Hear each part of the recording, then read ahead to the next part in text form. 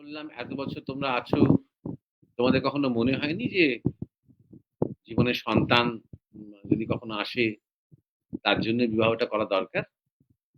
তখন বলল, সন্তান আসতে পারে, তাই জন্য বিবাহ করার কোনো প্রয়োজন আছে বলে আমি মনে করি না।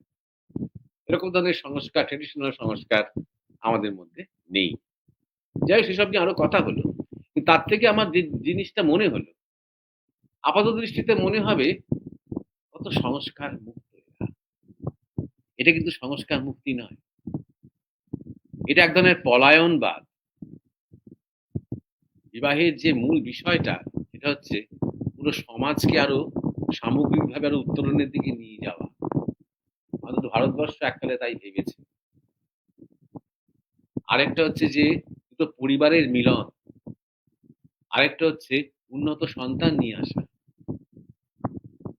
দুটো জেনেটিক ধারার মধ্যে একটা মিলন আনা, যাতে করে আমাদের কৃষ্টি এবং সংস্কৃতির আরো উন্নতি হয়।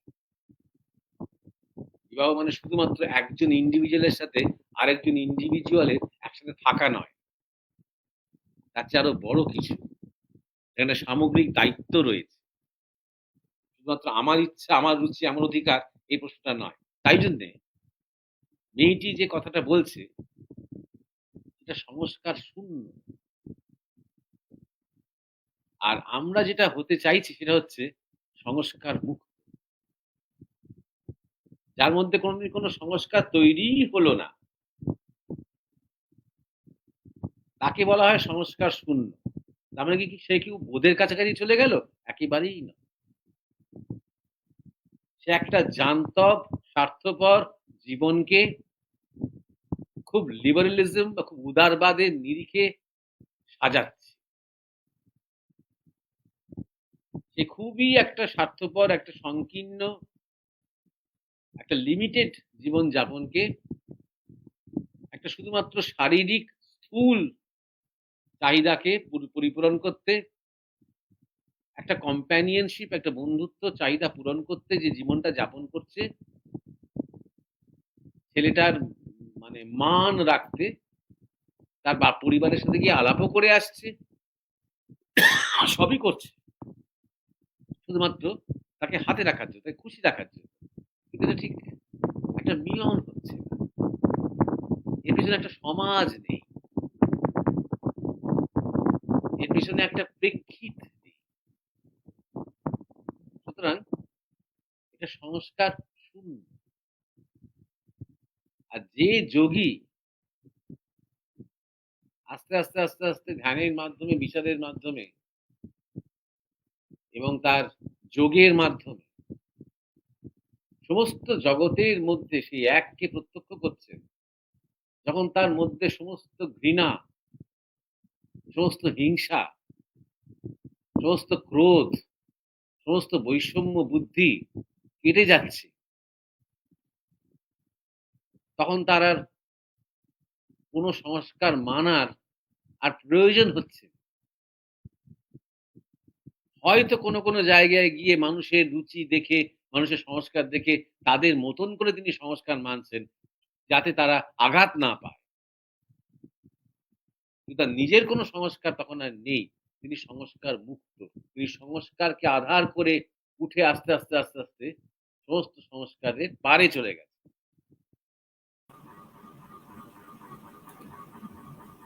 নমস্কার। মরমিয়া স্পিরিচুয়াল সোসাইটি আর ইন্ডিয়ান মাংস ফেসবুক পেজের যত অনুরাগী আছেন, ভক্ত আছেন, যত শ্রোতা আছেন, সবাইকে আমার প্রণাম জানাই।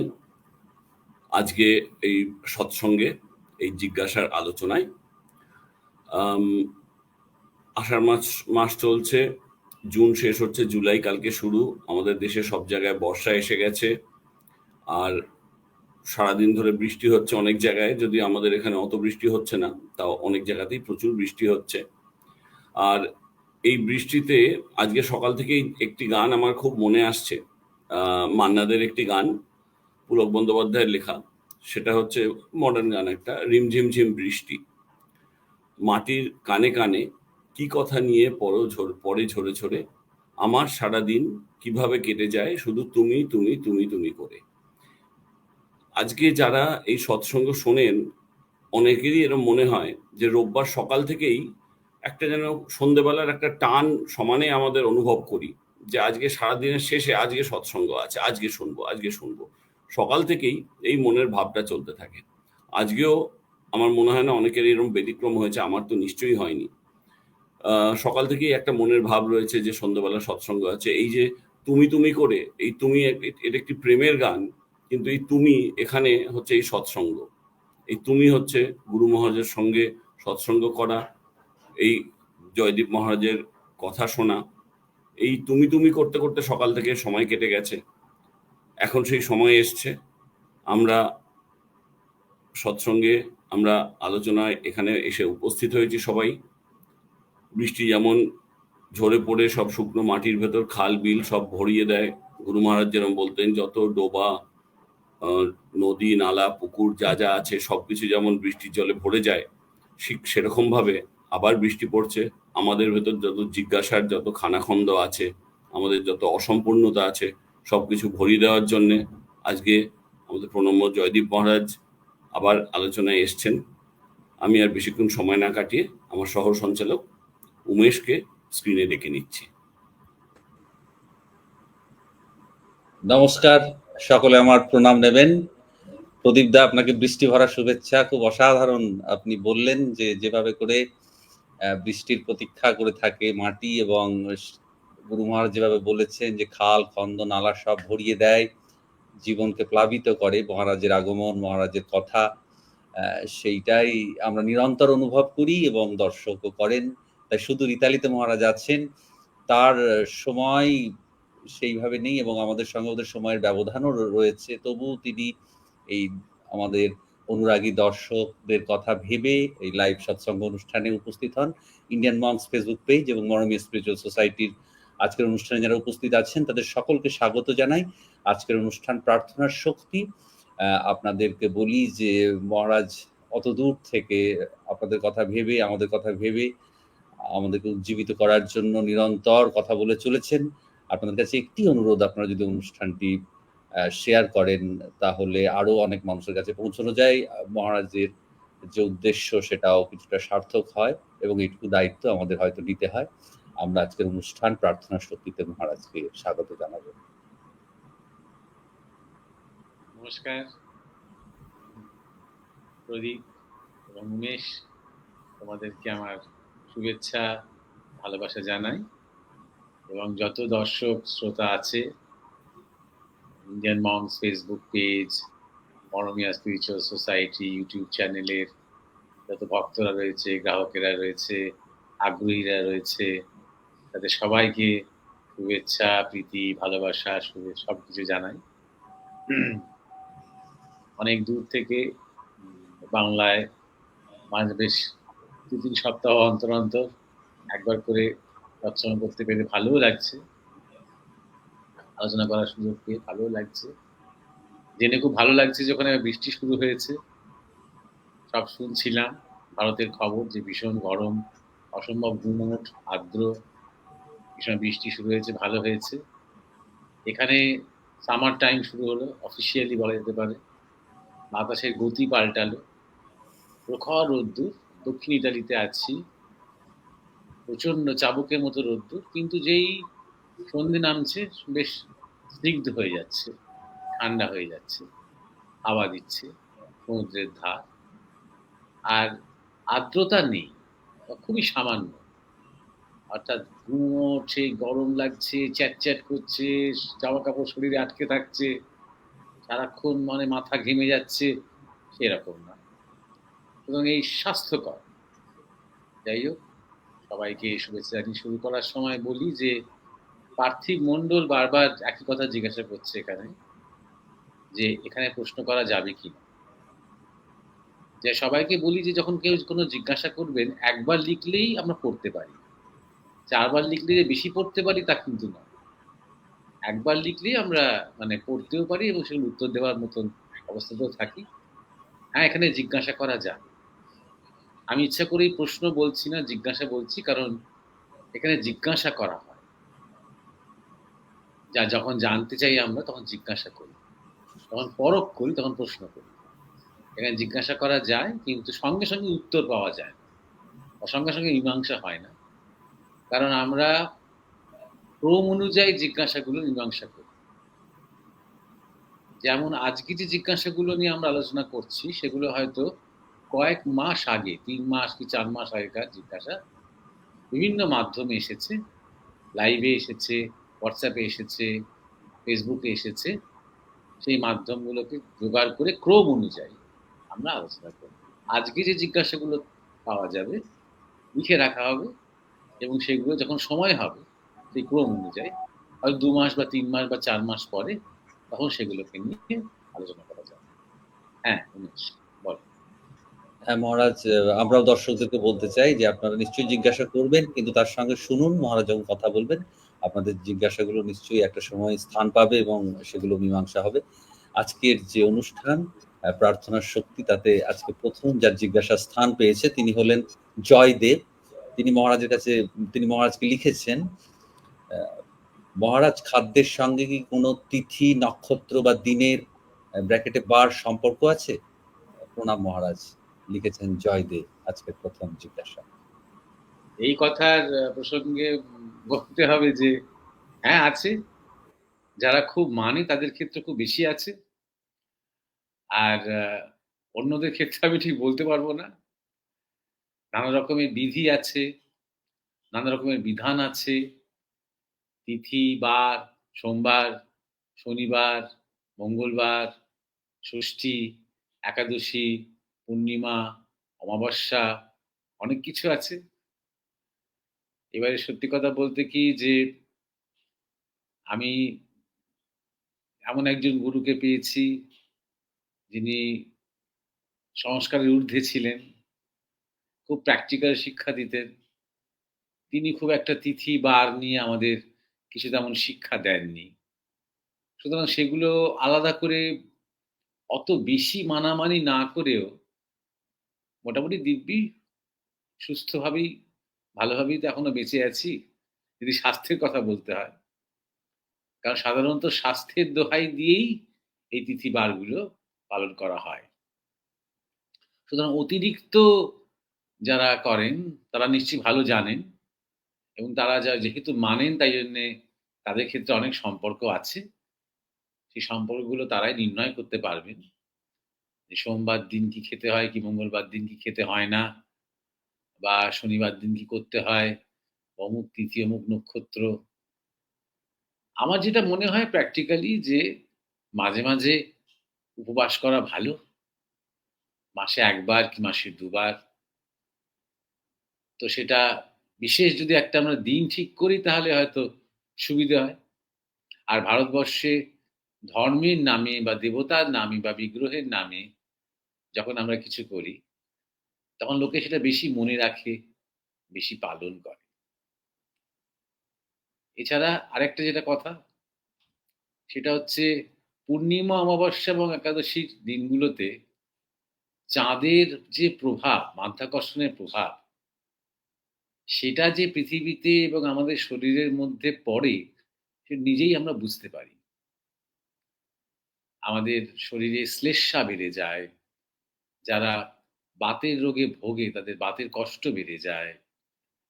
যাদের মধ্যে হয়তো মনোরোগের সমস্যা আছে তাদের পাগলামি বেড়ে যায়। এরকম ধরনের কিছু, কিছু বিষয় আমরা লক্ষ্য করেছি। সেদিন শ্লেষ্মাযুক্ত খাবার না খাওয়া, বা কার্বোহাইড্রেট কম খাওয়া, বা গ্লুকোজ জাতীয় জিনিস কম খাওয়া, এবং লিকুইড এমনি বেশি খাওয়া, এই শুকনো খাবার খাওয়া, এগুলো স্বাস্থ্যের পক্ষে ভালো। এগুলো বৈজ্ঞানিক। আরেকটা জিনিস যেটা বুঝি, যে সূর্যগ্রহণ এবং চন্দ্রগ্রহণ যখন হয় তখন এমনই একটা অবস্থার সৃষ্টি হয়, কখনো সূর্যটাকে ঢেকে দিল চাঁদ, এমন একটা পজিশনে চাঁদ এলো, কখনো পৃথিবীর ছায়া পড়লো। এমন একটা অবস্থা হয় যে সেই সময় নানা রকমের জীবাণু, বীজাণু অ্যাটমসফিয়ারে বা বাতাসে তৈরি হয়। সেই সময় সরাসরি খালি চোখে দেখতেও বারণ করা হয়, আর সেই সময় রান্না করতে বারণ করা হয়। রান্না করা খাবার বাইরে রাখতে বারণ করা হয়। সে অপেক্ষা করাই ভালো। সূর্যগ্রহণ বা চন্দ্রগ্রহণ মিটে যাওয়ার পর তারপর বরং রান্না করা স্বাস্থ্যকর বেশি। এইটা বুঝি। আরেকটা যেটা বুঝি যে, যেমন ধরা যাক সরস্বতী পুজোর অনেক আগে থেকেই বাজারে কুল পাওয়া যায়। কিন্তু আমরা ছোটবেলা থেকে শুনেছি সেই সময় কুল খেও না। সরস্বতী পুজো কেটে যাক, তারপরে কুল খাওয়া যেতে পারে। এটাও বৈজ্ঞানিক একটা বিধি বা বৈজ্ঞানিক একটা রীতি, যেটা একটা ধর্মীয় বিধির মধ্যে দিয়ে আমাদের শেখানো হয়েছে। যতক্ষণ না বর্ষাকাল শুরু হচ্ছে, ততক্ষণ কুল অত্যন্ত তামসিক। আমাদের মধ্যে শ্লেষ্মা বৃদ্ধি করে। যখনই সরস্বতী পুজো মিটে গেল, পঞ্চমী, ষষ্ঠী পেরিয়ে গেল, তারপর থেকে আর কুল খেতে কোনো অসুবিধা নেই। বরং কুল হওয়া তখন ভালো। সিজনাল ফল হিসেবে ভালো। ৪ নম্বর কথা হলো যে, যেটা গুরু মহারাজ বেশি জোর দিতেন, সেটা হচ্ছে শাকসবজি ধোয়া-ধুয়ির ব্যাপারে। ঠিক মতন ধোয়া দরকার। কারণ এত বেশি আমরা কেমিক্যালস ব্যবহার করি। সারের ক্ষেত্রে ব্যবহার করি, কিংবা আমরা কীটনাশকের ক্ষেত্রে ব্যবহার করি। আমরা নানা রকম রং করি। টমেটোকে বেশি লাল করার জন্য, পটলকে বেশি সবুজ করার জন্য নানা রকমের রং করি। এর থেকে বাঁচার জন্য যত বেশি ভালো করে ধোবো, হয়তো সামান্য একটু গরম জলে ধোবো, তত ভালো হবে। যত বেশি আমরা নুন হলুদের ব্যবহার করব, টক্সিনস গুলোকে বার করে দেওয়ার জন্য, তত ভালো হবে। বিশেষ করে মাছের ক্ষেত্রে আমরা জানি যে নুন হলুদ দিয়ে মাছগুলোকে রেখে দাও। তারপরে ভালো করে রান্নার জন্য প্রস্তুত করো। তাতে করে কি হয়?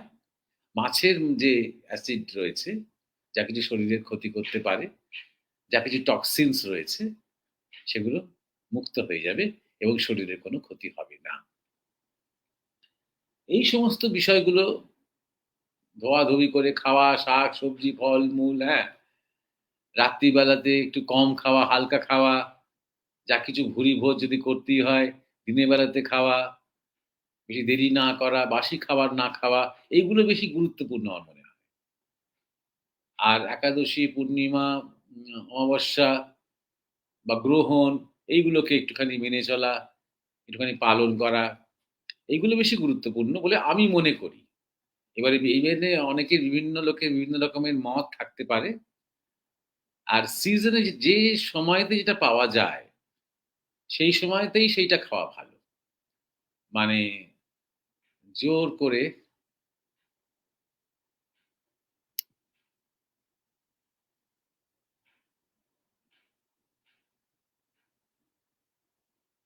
১ সেকেন্ড, আমি জানি না শোনা যাচ্ছে কিনা? আ আমাকে দে একটু। আমি একটু শোনা যাচ্ছে মহারাজ। আমার সম্প্রচার ঠিক আছে। শোনা যাচ্ছে? একেবারে সম্প্রচার ঠিক আছে। আপনি বলে যান। আমি একটুখানি ওয়েট করছি। আচ্ছা ১ সেকেন্ড। দাঁড়াও, মানে আসলে আমি একদম কিছু দেখতে পাচ্ছি না। হ্যাঁ? আমি একটুখানি ইয়ে করছি। এটা একটা অ্যাডোব সফটওয়্যার, হ্যাঁ? আচ্ছা, আপনি করে আমাকে ছেড়ে দেন সুজয়।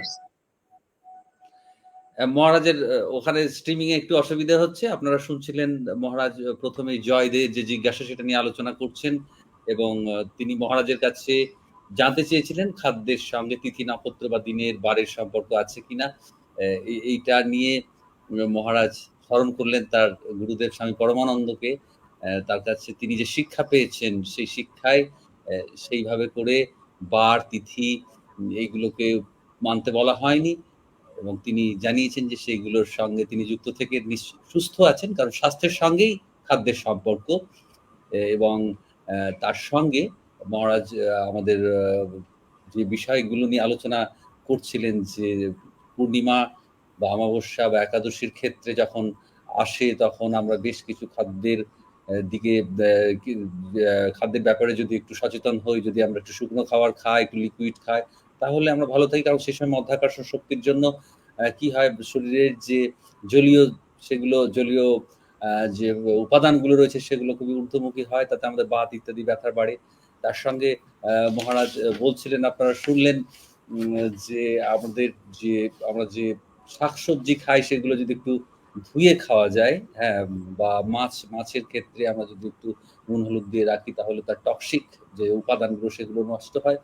এবং চন্দ্র সূর্য গ্রহণে মহারাজ আলোচনা করছিলেন। আমাদের খুবই ভালো লাগলো যে সেই সময় অ্যাটমসফিয়ার এমন একটা অবস্থা হয় যে যেগুলো জীবাণু কীটাণু আছে তারা বেরিয়ে আসার সুযোগ পায়, তো এবং যার ফলে একটা খারাপ প্রতিক্রিয়া হয়। সুতরাং আমরা এগুলো বিষয়ে সচেতন হব। এটাই মহারাজ আলোচনা চলছে। আপনি কি আমাদের শুনতে পাচ্ছেন মহারাজ? হ্যাঁ, হ্যাঁ, সব শুনতে পাচ্ছি। আমি হ্যাঁ। বুঝতে পারছিলাম আমাকেও সবাই শুনতে পাচ্ছে। কিন্তু না, আমরা শুনতে পাচ্ছিলাম। কিন্তু এখানে একটা নতুন সফটওয়্যার আপলোড হতে আরম্ভ হয়ে গিয়েছিল। আচ্ছা, আচ্ছা। যার জন্য সামনে থেকে সরে গিয়েছিল। যাই হোক, এখন ঠিক আছে সবকিছু। এবার এই আপনি আলোচনা কাছায় চলে হ্যাঁ, এসেছি। হ্যাঁ, আপনি আলোচনা করছিলেন মহারাজ। হ্যাঁ, ওটা আর হয়ে গেছে। মোটামুটি ওটা বলা আচ্ছা, তাহলে আমরা আলোচনা মহারাজ যেটা করলেন সেটা আপনারা সবাই শুনলেন, এবং আমরা অবশ্যই মহারাজের মহারাজ যেভাবে তৈরি হয়েছেন, মহারাজ আমাদের জানালেন তার গুরুদেব স্বামী পরমানন্দের সান্নিধ্যে, তার স্নেহচ্ছায়ায়, এবং সেইখান থেকে যে শিক্ষা তিনি পেয়েছেন সেটাই তার জীবনে যাপন করেছেন। এবং মহারাজ প্রথমেই জিজ্ঞাসু জয় থেকে জানালেন যে যারা মানে তাদের কাছে নিশ্চয়ই মানলে এইসবের খাদ্যের সঙ্গে তিথি নক্ষত্রের সম্পর্ক থাকবে। বিধিবিধান তো আছে, শাস্ত্রে রয়েছে, একাদশী পূর্ণিমা রয়েছে, এবং সেই বিষয়গুলো নিয়ে আলোচনা হয়েছে। এবং একটা বিষয় আমরাও সকলে ছোটবেলা থেকে মেনে এসেছি, মহারাজ আবার জানালেন যে এই সরস্বতী পুজোর সময় আমরা কুল খাই না, তারপরে খাই, কারণ সেই ঋতুটা পেরিয়ে গেলে তখন কফের আধিক্য থাকে। সেই ঋতুটা পেরিয়ে গেলে কুল খেলে আমাদের সবগুলোর মধ্যে একটা বৈজ্ঞানিক যুক্তি রয়েছে। এবং সেই এবং শেষে মহারাজ আলোচনা করলেন যে আমরা খাদ্যের বিষয়ে যদি রাতে একটু কম খাই, বাসি খাবার না খাই, তাহলে আমাদের স্বাস্থ্য ভালো থাকে। সুতরাং স্বাস্থ্যের ভালো, সেইটা হয়তো সেকালে ধর্মীয় ক্ষেত্রে এই জন্যই আনা হয়েছে যাতে স্বাস্থ্য ভালো থাকলে মানুষ সাধনা করতে পারে। সেই সব সম্পর্কিত বিষয়গুলো আজকে আলোচনা উঠেছে। মহারাজ আপনাকে প্রণাম জানাই। এর সঙ্গে আজকের যে দ্বিতীয় জিজ্ঞাসা সেটা আমি রাখার জন্য প্রদীপদাকে অনুরোধ করব। হ্যাঁ, দ্বিতীয় জিজ্ঞাসা করেছেন বানেশ্বর দাস।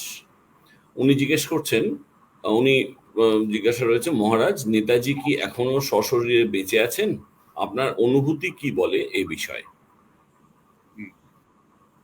হ্যাঁ, বানেশ্বর দাসের জিজ্ঞাসার প্রসঙ্গে আসার আগে একই একটা জিজ্ঞাসা বা একটা প্রশ্ন এসেছে। সৌম্যদীপ হালদার দ্বীপ সৌম্যদীপ হালদার দ্বীপ মহারাজজিকে প্রশ্ন করব এখানে, এরকম জিজ্ঞাসা করেছে বা প্রশ্ন করেছেন। আপনি বোধহয় বা তুমি বোধহয় পরে এসেছো। প্রথমেই আরেকজন জিজ্ঞাসা করেছিল একই কথা, তার উত্তর দেওয়া হয়েছে। হ্যাঁ, এখানে প্রশ্ন করা যায়। এখানকার যেখানে যারা প্রশ্ন করে বা জিজ্ঞাসা করে তাদেরটারই অগ্রাধিকার দেওয়া হয়, কারণ তারা যেহেতু থাকে এই ইয়েতে, এই লাইভ অনুষ্ঠান। কিন্তু তার মানে যে আজকেই তার উত্তর পাওয়া যাবে বা আজকেই তাই নিয়ে আলোচনা হবে, তার কোনো মানে নেই। উত্তর পেতে পেতে হয়তো ৩-৪ মাস লেগে যেতে পারে। কারণ ৩-৪ মাস লেগে যেতে পারে, কারণ আমরা ক্রম অনুযায়ী আমরা জিজ্ঞাসাগুলো নিয়ে আলোচনা করি। এবারে যে বানেশ্বর দাস যে জিজ্ঞাসা করেছে তার সাথে আজকে আদর্শ সামন্ত একটা জিজ্ঞাসা অনেকক্ষণ আগে থেকেই করে রেখেছে। এটা হচ্ছে, আপনি নেতাজির ব্যাপারে বেশি কিছু বলছেন না কেন? নেতাজির ব্যাপারে আমি অনেক কিছু বলেছি, বেশ কয়েক বছর ধরে বলেছি, এবং যে যেমন জিজ্ঞাসা করে তেমন আমি আলোচনা করি। নেতাজিকে নিয়ে যখন জিজ্ঞাসা হয় তখন নেতাজিকে নিয়ে আলোচনা হয়। স্বামীজিকে নিয়ে জিজ্ঞাসা করলে স্বামীজিকে নিয়ে আলোচনা হয়। যে কোনো বিষয় নিয়ে আমার কোনো অ্যালার্জি নেই, কোনো বিষয়ের প্রতি বা কোনো অরুচি নেই। অজ্ঞানতা থাকতে পারে, যে বিষয় নিয়ে জানি না সে বিষয় নিয়ে যে আলোচনা না করারই চেষ্টা করি, বা হয়তো নিজের মতন করে জানারও চেষ্টা করি, সেটা আলাদা কথা। আর আজকে সমপাতন যে আজকে নেতাজির কথা যখন মানে উঠলো, আদর্শ সামন্ত নেতাজি কথাটা তুললো, বানেশ্বর দাসের জিজ্ঞাসা নিয়ে আজকে আমরা আলোচনা করব, ঠিকই করেছিলাম। জিজ্ঞাসাটা হচ্ছে, নেতাজি কি এখনো সশরীরে বেঁচে আছেন? আপনার অনুভূতি কি বলে?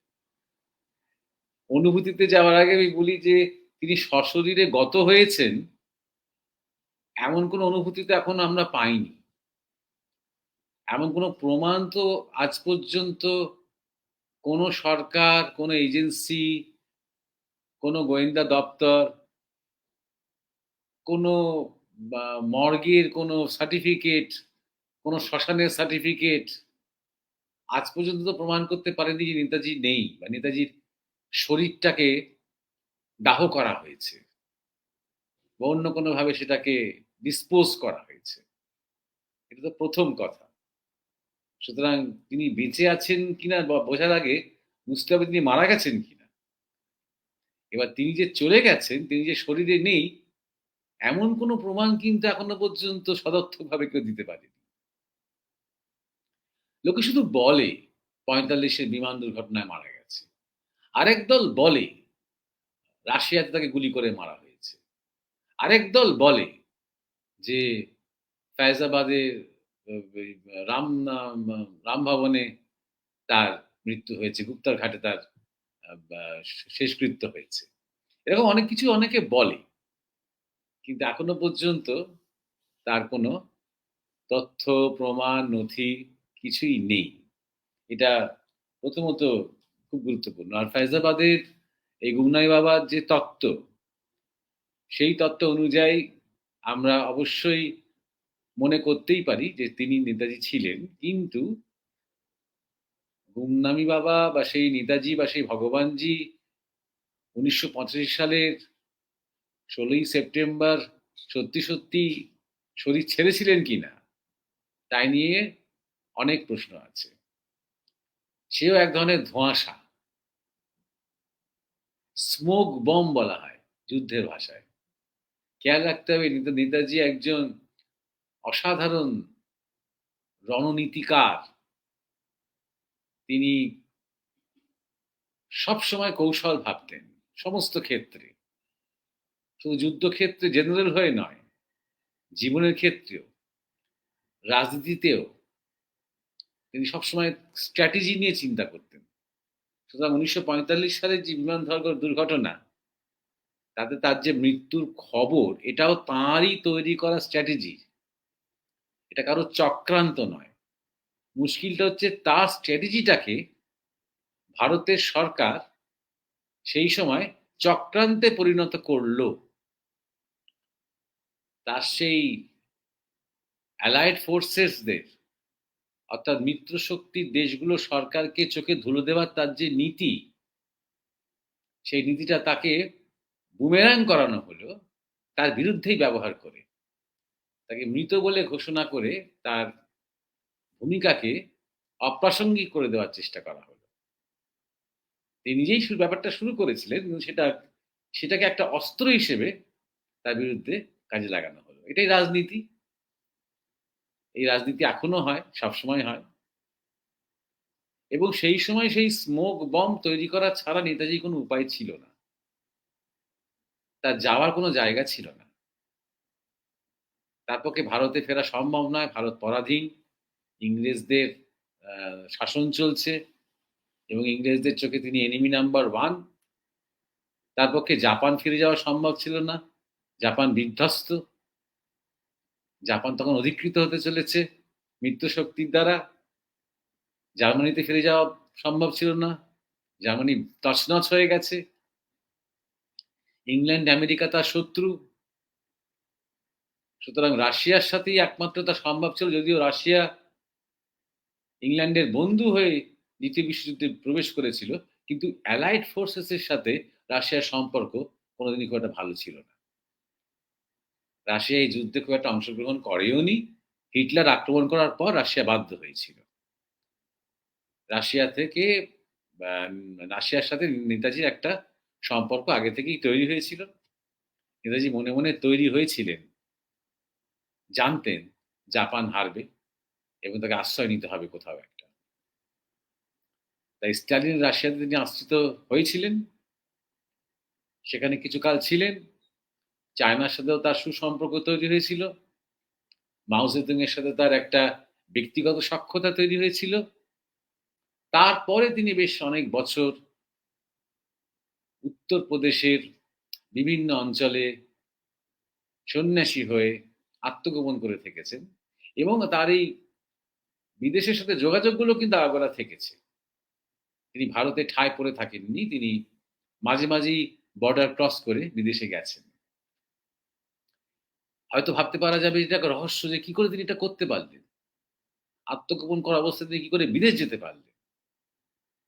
কারণ আমার এখনকার যে ধারণা সেটা হচ্ছে তিনি আত্মগোপন করেছিলেন সাধারণ মানুষের কাছ থেকে, মিডিয়ার কাছ থেকে, প্রশাসনের কাছ থেকে। কিন্তু মূল রাজনৈতিক কর্তারা এবং ভারতের মিলিটারি তার উপস্থিতির কথা জানত। এবং একটা বলা যেতে পারে একটা অলিখিত চুক্তি হয়েছিল সরকারের সাথে ভগবানজির যে আমরা আমেরিকাকে বা ইংল্যান্ডকে তোমার এখানে থাকার কথা জানিয়ে দেব না। বিনিময় তুমি যে নেতাজি দেশবাসীর কাছে সেই ঘোষণা করো না। যেমন আছো তেমন থাকো। বেশি ইন্টারফিয়ার করো না, আমরাও তোমাকে থাকতে দেব। এরকম একটা অলিখিত হয়তো রাজনীতিবিদদের মধ্যে সবাই জানতেন না, কিন্তু যারা জানা দরকার তারা জানতেন। এই ব্যাপারে আমি এখন নিশ্চিত প্রায়। যাই হোক তারপর 1985 তারপর আবার নতুন একটা ভূমিকা তার এবার শুরু হবে বলে আমার মনে হয়েছে। এবার আসছি ব্যক্তিগত অনুভূতির কথা।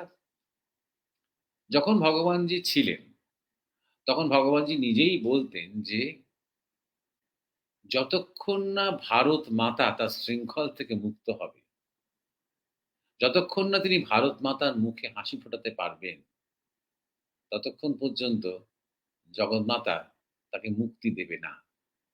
এটা তার ছেলের কর্তব্য। এটা করতেই হবে। সে হাসি ফোটানো। ১। ২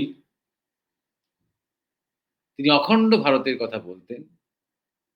যে অখণ্ড ভারতবর্ষ করে দেওয়াটা তার একটা কর্তব্য, তার ধর্ম বলে তিনি মনে করতেন। তিনি বলতেন যে, সবাই বাঙালিকে দোষ দেয়। ইংরেজদের কাছে পরাধীন হওয়ার কারণ বাঙালি। কারণ জব চার্নক এবং এই প্রাথমিক যুগের ইস্ট ইন্ডিয়া কোম্পানির যত ব্যবসা বাণিজ্যের দল সব এই বঙ্গদেশ এই অঞ্চলকে কেন্দ্র করেই শুরু করেছিল তাদের প্রতিপত্তি। তাদেরকে থাকতে দেওয়া হয়েছিল, কাজ করতে দেওয়া হয়েছিল। এমনকি সৈন্য সামন্ত রাখতে দেওয়া পর্যন্ত দেওয়া হয়েছিল ব্যবসার প্রোটেকশনের নামে। এক অর্থে বাঙালিকে বহুকাল শুনতে হয়েছে এই কথাটা যে, তোরাই তো ওদের ঢুকতে দিয়েছিস। ভগবানজি দুঃখ করে বলতেন, একদিন মানুষ স্বীকার করবে তো যে সেই বাঙালি একদিন তাদের তাড়াতে পেরেছিল। যদি বাঙালি তাদের আসার কারণ হয়ে থাকে, তাহলে সেই বাঙালি তাদের একদিন তাড়িয়ে দিতে পেরেছিল। তিনি নিজের কথা বলছিলেন। তিনি নিজে এবং বাঙালির বাংলার যে অজস্র বিপ্লবীরা যারা প্রাণ দিয়েছে, সেই সময় বাংলার যে রেনেসাঁ, সাংস্কৃতিক যে একটা বিরাট আন্দোলন, সব মিলিয়ে বাংলার ভূমিকা যে অগ্রগণ্য ছিল, সেই সময়কার রাজনীতিতেও তিনি সেই কথা বলছেন এবং তার ভূমিকা সবার আগে। ভারত স্বাধীন হয়েছে এখন এটা মোটামুটি পুরো পৃথিবী জানে।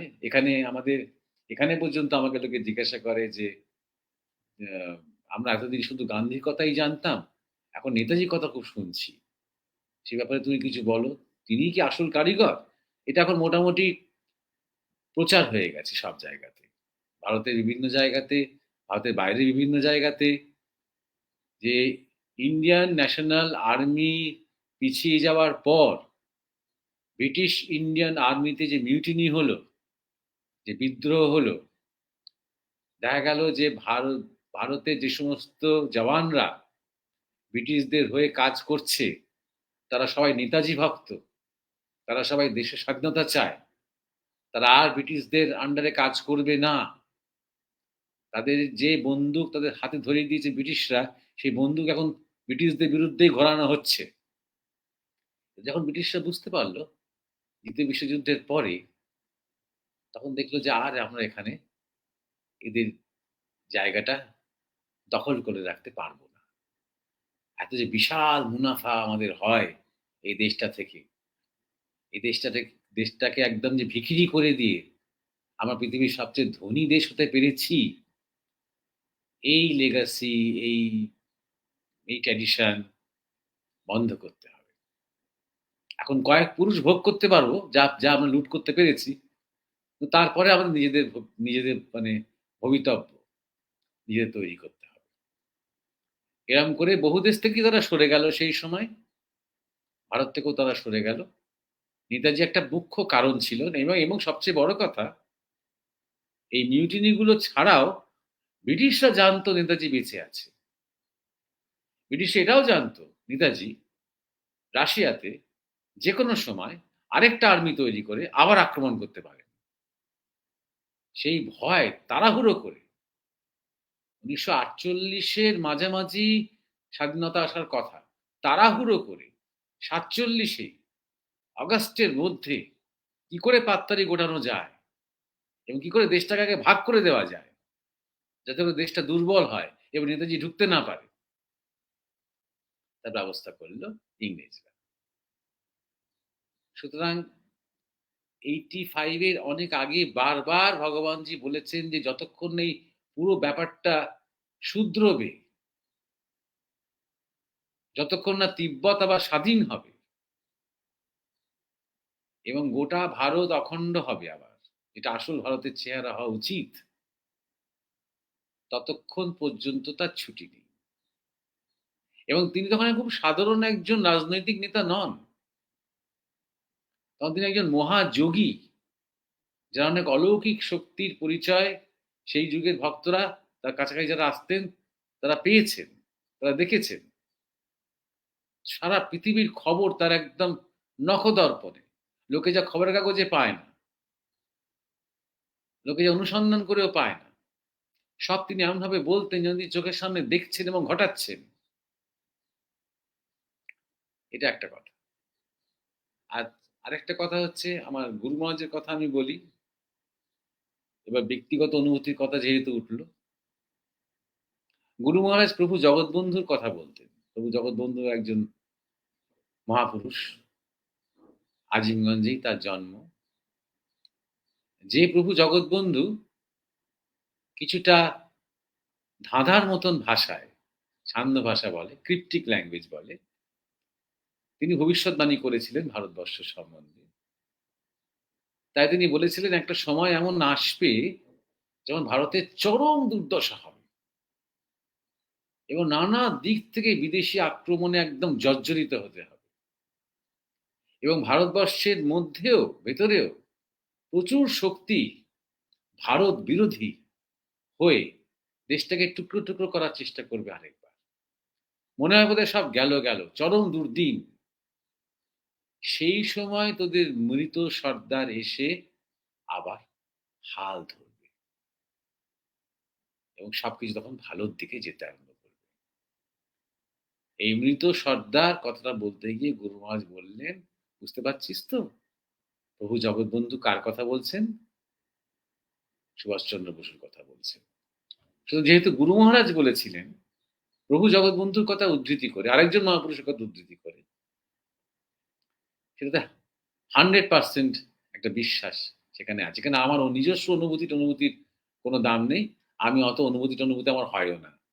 আমি প্র্যাকটিক্যালি আমার যা যা যে যেভাবে দেখছি সবকিছু, পৃথিবীতে যা কিছু ঘটছে, সব যে জিওপলিটিক্যাল যে ঘটনাগুলো ঘটে যাচ্ছে, যে একটা পরিবর্তনের যে একটা চোরা স্রোত, আন্ডার কারেন্ট দেখছি, আমি সেই সবকিছুর মধ্যে আমি এক মহান সংকল্পের, এক মহান পরিকল্পনার যেন কলকাঠি নাড়ানো মাঝে মাঝে দেখতে পাচ্ছি। এটা একটা অনুভূতি বলতেও পারেন, নাও বলতে পারেন, এটা আপনাদের ব্যাপার। এবং আরেকটা কথা যেটা আমার বলা বারণ, অন্তত আমার সোর্স কোট করার কোনো উপায় নেই, তবু আজকে যেহেতু কথাটা উঠলো তাই আমি বলতে বাধ্য হচ্ছি। তিনি একজন মহাযোগী এবং যোগীরা যেটা করতে পারেন, তারা প্রয়োজন মতন কমিউনিকেট করার জন্য অন্য কোনো শরীরকে ব্যবহার করতে পারেন। 85 এর অনেক পরে, 90 এর দশকে, তারপরে 2000 এরও পরে সেরকম ধরনের কিছু, কিছু ঘটনার কথা আমি জেনেছি। কোত্থেকে জেনেছি, কিভাবে জেনেছি আমার বলা বারণ। যেখানে সেই ভগবানজি 85 এর অনেক পরে কাউকে, কাউকে মাধ্যম করে তিনি কথা বলেছেন। তিনি কি করতে চলেছেন, তার কি পরিকল্পনা, ইসরায়েল প্যালেস্টাইনের কথা বলেছেন তিনি, চায়নার কথা বলেছেন, রাশিয়ার কথা বলেছেন, ভারতের কথা তো তিনি বলেইছেন এবং তিনি বারবার এটা বুঝিয়েছেন যে তিনি জীবনমুক্ত অবস্থায় আছেন। জীবনমুক্ত অবস্থা মানে হচ্ছে শরীরে একটা আছে, কিন্তু না থাকলেও চলে, থাকলেও চলে। তাতে তার শক্তি বা ক্ষমতা বা সংকল্প, উপস্থিতির কিছু তারতম্য হয় না। যখন তখন তিনি শরীর থেকে বেরিয়ে যেতে পারেন, শরীরটাকে ছেড়ে দিতে পারেন সম্পূর্ণ, আবার শরীরে আসতে পারেন যত্রতত্র। যেমন আমরা ঘরের মধ্যে যাতায়াত করি, ঘর থেকে বেরোই, ঘরের মধ্যে ঢুকি, যেমন তাকে বলে জীবন মুক্ত অবস্থা। জীবনে আছেন কিন্তু সম্পূর্ণ মুক্ত অবস্থায় রয়েছেন। এইভাবে তাকে আরো কিছুকাল থাকতে হবে, এরকম তিনি বলেছেন সেই অবস্থাতে। সুতরাং এই হচ্ছে আমার এই নিয়ে বক্তব্য। এছাড়া আমার আর তেমন কিছু বলার নেই। আর আমি ওই রকম ধরনের মানে কি বলবো, কল্পবিলাসিতা খুব একটা পছন্দও করি না। যে তিনি আছেন, তিনি নেমে আসছেন, তা আমরা শঙ্খধ্বনি করছি, তাকে অভ্যর্থনা করছি। সেই সেই অনেকটা অনেকটা কালকে যেমন বিশ্বকাপ জেতার পরে যেমন আমরা আনন্দ করছি, হাতে কাপ তুলছি, কাঁদছি, মাটিতে চুমু খাচ্ছি, একে অপরকে জড়িয়ে ধরছি। সেটা ভাল লাগবে তখনই যখন এই পরিশ্রমটা করে ওই গিয়ে কাপটা জিতবো। সুতরাং আগে, আগেই ওই মানে সেই নাটকীয় ঘটনাটা ঘটবে কখন, সেই ছবি দেখাটাতে আমার কোনো রুচি নেই। আমরা কখন নিজেকে একটু পাল্টাতে পারবো, আমরা নিজেকে সেই দিনটার জন্য নিজেকে উপযুক্ত করতে পারবো, আমার নিজের ভূমিকাটুকু শনাক্ত করতে পারবো। আমি আমিও নেতাজি নই, আপনি নেতাজি নন, কেউই নন। কিন্তু আমরা যে যেটুকু, সেটুকু যখন একটুখানি নিজেকে নিজের মধ্যে প্রকাশ করতে পারবো, নিজের ক্ষুদ্র পরিসর থেকে বেরিয়ে যেভাবে হোক যা কিছু আমার দেশের, আমার সমাজের, আমার ভাষার, আমার সাহিত্যের, আমার সংস্কৃতি, আমার বোধের, আমার ভাবনার কাজে লাগে, দেশের কাজে লাগে, যত আমরা সেটা করতে পারবো, তত হয়তো সেই দিনটার জন্য আমরা তৈরি হব। তত সেই দিনটার জন্য হয়তো একটা যোগ্যতা তৈরি হবে আমাদের। হ্যাঁ, এবার প্রদীপ, তুমি জিজ্ঞাসাটা করবে। বলো। হ্যাঁ, নমস্কার মহারাজ। দুর্দান্ত শুনলাম আমরা নেতাজির কথা।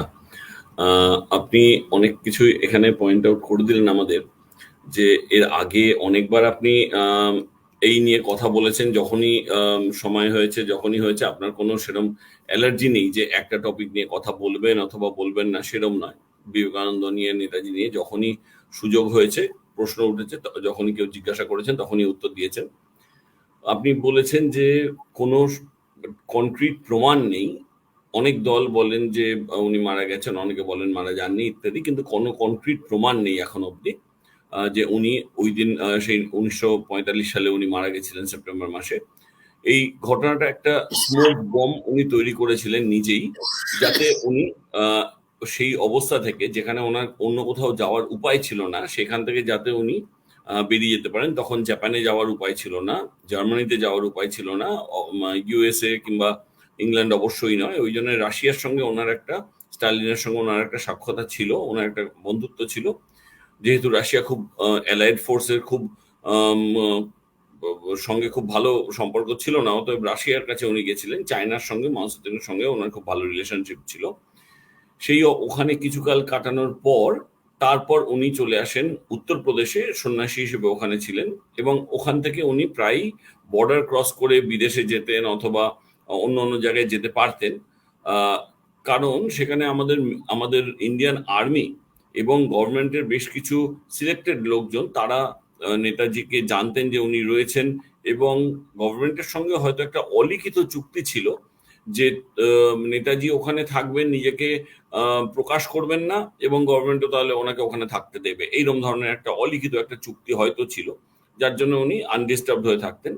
1985 সালের পর উনি একটি নতুন রোলে আসতে শুরু করেন, একটি নতুন স্ট্র্যাটেজি নিতে শুরু করেন, এবং উনি নিজে বলে গেছেন যে ওনার মুক্তি ততদিন নেই যতদিন না ভারত মাতা স্বাধীন হচ্ছেন, মুক্ত হচ্ছেন, ততদিন ওনার মুক্তি নেই। অখণ্ড ভারতকে ভারতকে অখণ্ড অবস্থায় আবার নিয়ে আসা ওনার কর্তব্য।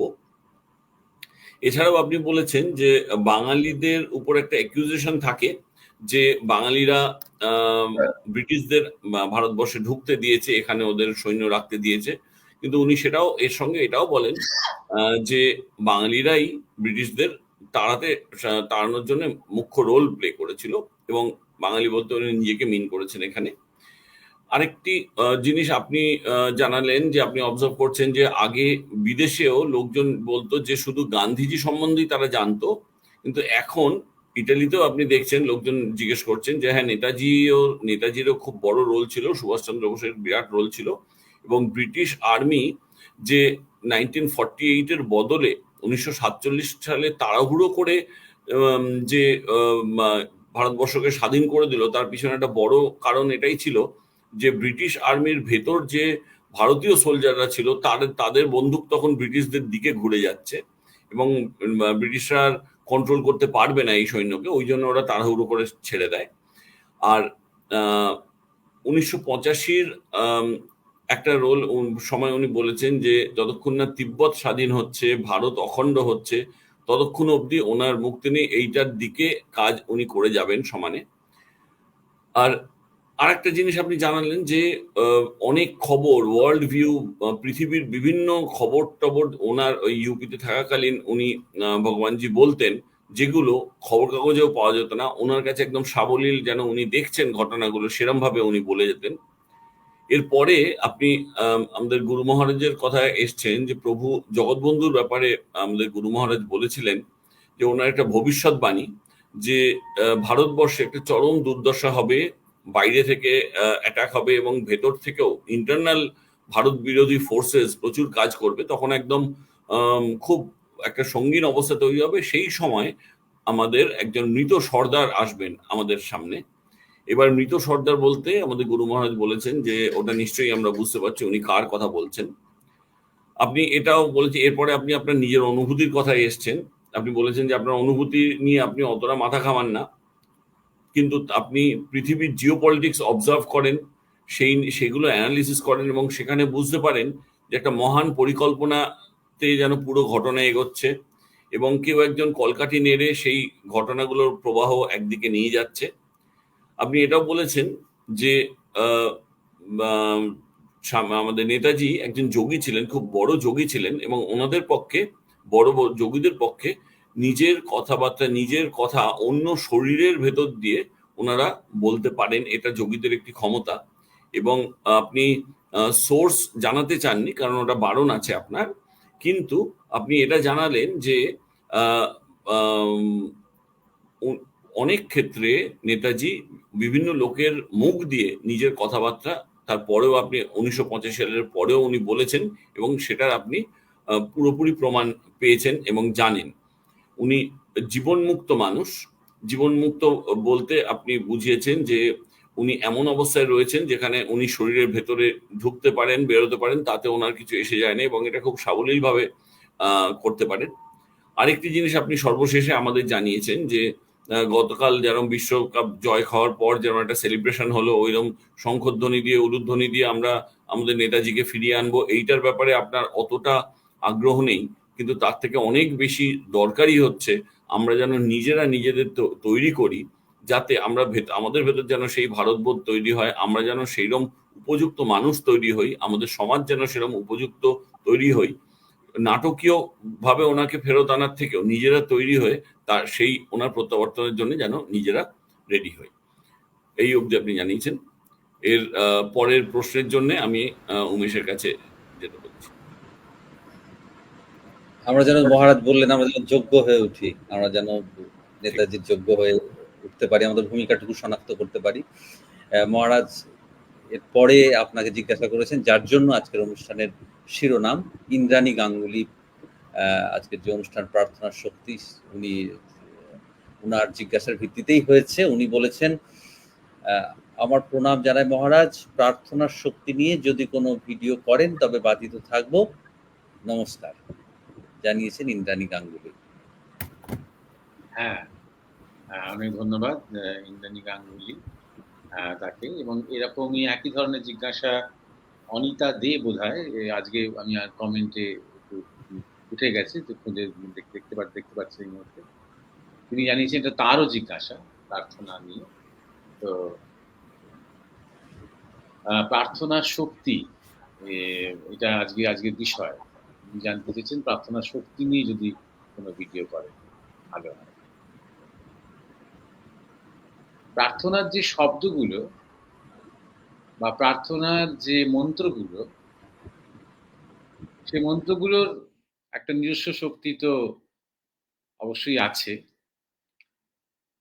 কিন্তু যে প্রার্থনা করছে এবং কতটা মন প্রাণ একাগ্র করে সে প্রার্থনা করছে, সেই প্রার্থনার যে ভাব, সেই ভাবের সাথে সে নিজেকে সম্পূর্ণ একীভূত করছে কিনা তার উপর শক্তি নির্ভর করে। শুধু একটা প্রার্থনা হচ্ছে, কোথাও একটা সবাই মিলে একসাথে গান গাইছে, হয়তো খণ্ডনাভাব বন্ধানো গান হচ্ছে, আর সেখানে গিয়ে আমি ভাবলাম যে এখানে খুব শক্তির বিচ্ছুরণ হচ্ছে, তা নাও হতে পারে, আবার হতেও পারে। নির্ভর করছে শুধু গানের কথাগুলো নয়, গানের কথাগুলো কতটা অর্থবহ করে উচ্চারণ হচ্ছে এবং কতটা প্রাণ থেকে, কতটা অন্তর থেকে সেটা হচ্ছে। দ্বিতীয় কথা হলো যে আমাদের একটা ভুল ধারণা রয়েছে আমাদের অনেকের মধ্যে, যে প্রার্থনা ব্যাপারটা, প্রেয়ার ব্যাপারটা একটা ক্রিশ্চিয়ান কনসেপ্ট। কারণ ক্রিশ্চিয়ানরা প্রেয়ার করে খুব, ওদের আর কিছু তেমন নেই, মানে মূল স্রোত ক্রিশ্চিয়ানিটিতে। এসোটেরিক ক্রিশ্চিয়ানিটিতে হয়তো অনেক কিছু ছিল বা কিছু কিছু এখনো আছে। এসোটেরিক ক্রিশ্চিয়ানিটি বলতে কি বোঝায়? যেগুলো মূল স্রোতের একটু বাইরে, একটু আলাদা করে, সংগঠন তেমন নেই, ছোট ছোট দলে দলে, একটু কোনায় কোনায় যেখানে কিছু হয়, সেখানে হয়তো কিছু সাধনা হয়, কিছু ধ্যান ট্যানও হয়তো হয়, কিছু গান টানও হয়। কিন্তু সেগুলো ওরা কোত্থেকে পেয়েছে? ওরা যখন পেগানদের শেষ করেছে, লোকায়েত কালচার যখন শেষ করেছে, তখন তাদের কাছ থেকে চুরি করেছে। এবারে এসোটেরিক কালচার গুলোকে মূল স্রোত ক্রিশ্চিয়ানিটি শেষ করেছে। রোমান ক্যাথলিক তবু কিছু কিছু সেগুলো গ্রহণ করেছিল, কিন্তু প্রোটেস্ট্যান্টরা আসার পর শুধুমাত্র প্রেয়ার। আচ্ছা, শুধু প্রেয়ার রাখলো, যোগ ধ্যান তপস্যা ইত্যাদি ইত্যাদি এগুলো কেন বাদ দিল? কারণ ওইগুলোর মধ্যে মানুষের শক্তি জাগরণের সম্ভাবনাটা বেশি। আর প্রার্থনারও এমন একটি কোয়ালিটি, যে কোয়ালিটিটা যেন অপরাধীর মতো, যে আমি যেন তোমাকে স্মরণ করতে পারি, তোমার জন্যই আমি দুবেলা রুটি খেতে পাচ্ছি, পৃথিবীতে সবাইকে ভালো রেখো, স্বর্গে সবাইকে ভালো রেখো, আমার যেন স্বর্গের যাত্রা সুগম হয়। নিজেকে একটু ইনফিরিয়ার করে রাখা, তোমার সাথে আমি যেন এক হয়ে যাই, সেরকম প্রার্থনা নয় কিন্তু। কারণ এই ধর্মীয় সংগঠনগুলোর দরকার ছিল মানুষকে দুর্বল করে রাখা, মানুষের মধ্যে আত্মিক শক্তি জাগতে না দেওয়া। সুতরাং হ্যাঁ, যিশু খুব প্রার্থনা করেছেন, প্রার্থনা শিখিয়েছেন, এবং যেটা একটা ব্যক্তিগত ধরনের প্রার্থনা, ফাদার এবং সান, তুমি পিতা আমি পুত্র, এই ভাব দিয়ে তিনি একটা ব্যক্তিগত, যেন ফাদারের সাথে তিনি মাঝে মাঝে কথা বলেন, ঠিক যেমন আমাদের ঠাকুর শ্রীরামকৃষ্ণ যেমন মা জগদম্বার সাথে বা ভবতারিণীর সাথে যেন কথা বলছেন, সেই রকম ধরনের মা ছেলে সম্পর্ক, পিতা পুত্রের সম্পর্ক। তিনি তার শিষ্যদেরও, ভক্তদেরও প্রার্থনা করতে শিখিয়েছেন। ফাদারকে বলো, ফাদারকে করো, এরা প্রার্থনা করতে শিখিয়েছেন। হয়তো অন্যান্য অনেক কিছু শিখিয়েছেন, কিন্তু যেটা পরে বললাম, সেগুলো পরবর্তীকালে Catholic church, Roman Catholic church এবং প্রোটেস্ট্যান্টরা আরো পরে সেগুলোকে লুকিয়ে রেখেছে, ধামাচাপা দিয়েছে। আর যে প্রার্থনাতে একদম যিশু তার চরম জায়গায় নিয়ে গেলেন তার জীবনের ক্লাইম্যাক্সে, সেটা আমাদেরও কাছে চরম। যখন তিনি ফাদারের কাছে প্রার্থনা করে জানতে চাইলেন, পিতা, এই যে মর্মান্তিক একটা অত্যাচার, এই যে ক্রুশবিদ্ধ করা আমাকে, যেটা আমি দেখতে পাচ্ছি, তুমি আমাকে দেখিয়েছ, হতে চলেছে, এটাকে এড়িয়ে গিয়ে কিছু করা যায় না? এটাকে আমাকে স্বীকার করতেই হবে? তখন গড বা ফাদার বললেন, হ্যাঁ, এটাকে স্বীকার করতেই হবে। এটাই আমার ইচ্ছা। এতেই জগতের কল্যাণ হবে। তখন যিশু বললেন, "Thy will be done. Thy will be done." তোমার ইচ্ছাই পূর্ণ হোক। এটাই তার শেষ কথা ফাদারকে। তার মানে আমার আর কোনো ইচ্ছা আমি রাখলাম না। এই যে একটা ব্যক্তিগত ধরনের প্রার্থনা, যে প্রার্থনা আস্তে আস্তে আমাকে সম্পূর্ণ সমর্পণের দিকে নিয়ে যাচ্ছে, এই একটা ক্রম আমরা অবশ্যই ক্রিশ্চিয়ানিটিতে পাই। কিন্তু আমরা যদি বৈদিক যুগ থেকে শুরু করে দেখি, আমাদের দেশের পুরো কৃষ্টি, আমাদের শ্রুতি, আমাদের শাস্ত্র ভর্তি তো প্রার্থনা। আসতো মা সদ্গময়, তমসো মা জ্যোতির্গময়, মৃত্যুম মা অমৃতম গময়। এই যে প্রার্থনা, তো আমাকে অসৎ থেকে সতের দিকে নিয়ে যাও, সত্যের দিকে নিয়ে যাও। আমাকে অন্ধকার থেকে আলোর দিকে নিয়ে যাও। আমাকে মৃত্যুর থেকে মৃত্যুঞ্জয়ের দিকে নিয়ে যাও, অমৃতের দিকে নিয়ে যাও। এটা প্রার্থনা। এবার এটা বিরাট শক্তিশালী একটা প্রার্থনা। এর চেয়ে মানুষ আর কি চাইতে পারে? কিন্তু এইটা বললাম বলে কি সঙ্গে সঙ্গে হয়ে গেল? বা আমি একজন সাধারণ মানুষ, যতবারই মুখে বলি না কেন, হয়তো বলতে বলতে একটু ভাববো তখনকার মতন,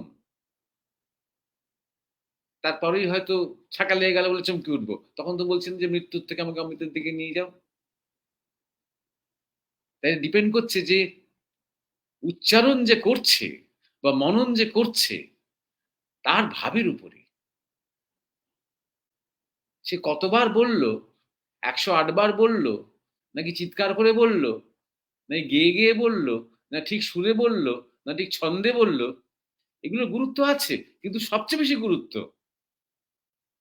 কতটা অন্তর থেকে বলল, কতটা গভীর হয়ে বলল, কতটা একমুখী হয়ে বলল, কতটা অন্য সবকিছু ভুলে গিয়ে শুধু এটাই বলল।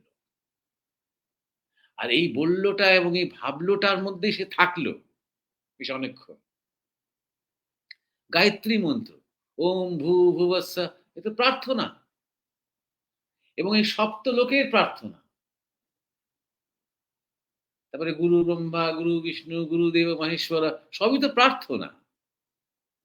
প্রার্থনা না হলে স্তুতি। এবার সাধারণত তো বলা হয় যে প্রশংসা করে কি হবে? কিন্তু প্রশংসা স্তুতির মধ্যে পার্থক্য আছে। আমি যখন গুরুর স্তুতি করছি, আমি যখন দেবদেবীর স্তুতি করছি, আমি যখন দেশ ও মাতৃকার স্তুতি করছি, তখন আমি নিজেকে মনে করিয়ে দিচ্ছি যে আমি কার উপাস্য, বা কে আমার উপাস্য, আমি কার উপাসক। যত মনে করিয়ে দিচ্ছি, যত আমি বলছি যে তুমি বিশাল, তুমি মহান, তুমি সত্য, তুমি ত্যাগ, তুমি প্রেম, তুমি শান্তি, যত বলছি তত আমার মধ্যে সেগুলো জাগতে আরম্ভ করছে। তত সেই বৃহতের প্রতি আমার যে অ্যাপ্রিসিয়েশন, সেটাকে আমি ব্যক্ত করছি। এবং আমির সাথে তুমি যত এক হচ্ছি, কিভাবে এক হচ্ছি? এই ব্যাপ্তির মধ্যে দিয়ে এক হচ্ছি। তাই জন্যে প্রার্থনা এবং স্তুতি একে অপরের সাথে খুব নিবিড়ভাবে যুক্ত আছে। তাই গায়ত্রী মন্ত্র শেষ হচ্ছে প্রচোদয়াৎ ওম বলে। এক করে দাও। আমরা বলতেই পারি যে, ঝগড়া করো না, শান্তি, শান্তি, শান্তি। এটা তো প্রার্থনা একটা। যখন ওম শান্তি, শান্তি, শান্তি বলছি, এটা তো প্রার্থনা। ওম বিষ্ণু যখন বলছি, ওম স্বস্তি যখন বলছি, এগুলো তো প্রার্থনা। কিন্তু বলছি মানেই কি হয়ে গেল সেটা? শান্তি শব্দটার মধ্যেই কি চরম শান্তি রয়েছে? নাকি শব্দটা যে বলছেন, যেভাবে বলছেন, যখন বলছেন, যতটা শক্তি নিয়ে বলছেন, তার উপর নির্ভর করছে। তিনি নিজে শান্ত কিনা, তার উপর নির্ভর করছে। সুতরাং প্রার্থনা সম্বন্ধে বুঝতে গেলে এটা ভালো করে যেমন যেমন ধরা যাক মহামৃত্যুঞ্জয় মন্ত্র। এগুলো সবই প্রার্থনা। হনুমান চালিসা, মীরার ভজন। কোনো মীরার ভজন শুনতে, শুনতে বা গাইতে, গাইতে কেউ তন্ময় হয়ে যাচ্ছেন। ওটা তো প্রার্থনার চেয়েও বেশি। ওটা একটা কথোপকথন। ওটা প্রেমালাপ। সুতরাং অন্তরঙ্গ প্রার্থনা আবার যেন প্রেমের সংলাপ। সেটা মধুরভাবেও হতে পারে, বাৎসল্যভাবেও হতে পারে, সন্তানভাবেও হতে পারে, সখ্যভাবেও হতে পারে। কবিরের গান, কবিরের কবিতা, রুমির কবিতা, সবই প্রার্থনা। সত্যি কথা বলতে কি মানে আত্মা, পরমাত্মা, ব্রহ্ম, তত্ত্ব, জীবন, জিজ্ঞাসা, এই যে আলোচনা, এই যে সৎসঙ্গ, এইরকম ধরনের ব্যাপারগুলো উপনিষদে বেশি আছে। কিন্তু মূল যেগুলো উদ্গীত হয়েছে, কোনো জিজ্ঞাসা, কোনো কনফারেন্স, কোনো বিষয়, কোনো প্রসঙ্গ ছাড়া সেগুলো সবই প্রার্থনা। সেগুলো উচ্চারণ। আর উচ্চারণ কখন হয়? কখন মানুষ বলে ওঠে? যখন তাকে বোধ ধাক্কা দেয়। বোধের ধাক্কায় সেই উচ্চারণটা হয়। সুতরাং যখন বৃহতের সাথে বা বিভুর সাথে যখন অনুর মিলনের স্পর্শ ঋষি পেয়েছেন, তখনই বলে উঠেছেন তিনি, "শৃণ্বন্ত বিশ্বে অমৃতস্য পুত্রা।" হে বিশ্ববাসী শোনো, আমরা সবাই অমৃতের পুত্র। এটা একটা ঘোষণা। কিন্তু এটাও যদি আমরা মনে, মনে উচ্চারণ করি তাহলে প্রার্থনা হয়ে যেতে পারে। এই যে এত কীর্তন, এত ভজন, সবই তো প্রার্থনা। সব প্রার্থনা মানে শুধুমাত্র আমরা স্কুলের ছেলেমেয়েদের বা কোনো একটা অ্যাসেম্বলি হলে সবাই মিলে দাঁড় করে জোড়হাত করে, "হে ভগবান সকলের মঙ্গল হোক, সকলের ভালো হোক।" একটা ব্রাহ্ম সমাজে যেরকম করা হতো, ঠিক সেটাকেই কিন্তু প্রার্থনা বলছি না আমি। প্রার্থনা মানে যেখানে একটা আকুতি আছে, যেখানে একটা আর্তি রয়েছে। ভগবানের কাছে আমার একটা প্রার্থনা, আমি একটা কিছু নিবেদন করছি ভগবানের কাছে। ঠাকুরের কাছে, গুরুর কাছে, দেবতার কাছে, মাটির কাছে, আকাশের কাছে, বাতাসের কাছে, গাছের কাছে, সবার কাছে। পুরো রবীন্দ্রসঙ্গীতের পূজা পর্যায়ের, প্রেম পর্যায়ের গানগুলোই দেখি না। সবই তো একটা অন্তরঙ্গ সংলাপ এবং প্রার্থনা সেগুলো। ঠাকুর রামকৃষ্ণ আমাদের কিরকম প্রার্থনা করতে শেখাচ্ছেন না? যে, "তুই আমার সবকিছু নে। আমার ভালো, মন্দ, আমার পাপ, পুণ্য, আমার ন্যায়, অন্যায় সবকিছু নে। এমনকি ভক্তি, অভক্তি নে। আমাকে শুধু শুদ্ধা ভক্তি দে মা। শুদ্ধা, পবিত্র, পিওর শুদ্ধা ভক্তি দে। যে ভক্তিতে কোনো কন্ডিশন নেই। যে তুমি আমার জন্য এই করলে তবে।" এই হচ্ছে প্রার্থনা। যে প্রার্থনায় কোনো স্বার্থ নেই। যখন স্বার্থ থাকে তখন সেটা বাসনা। তখন সেটা প্রার্থনা নয়। রামপ্রসাদের গান, লালন ফকিরের গান, লালন ফকিরের গানের কথায়, কথায় যেন একটা আর্তি, যেন কিছুই হলো না। লালনের জীবনটাই যেন গোল্লায় গেল। আমরা জানি তিনি কত বড় সাধক। আমরা জানি তিনি কোন পর্যায়ে পৌঁছেছিলেন, তার গান শুনলে বোঝা যায়, একটা আইডিয়া করা যায়। অথচ এমন একটা গানের মাঝে মাঝে মধ্যে এমন বিনম্রতা,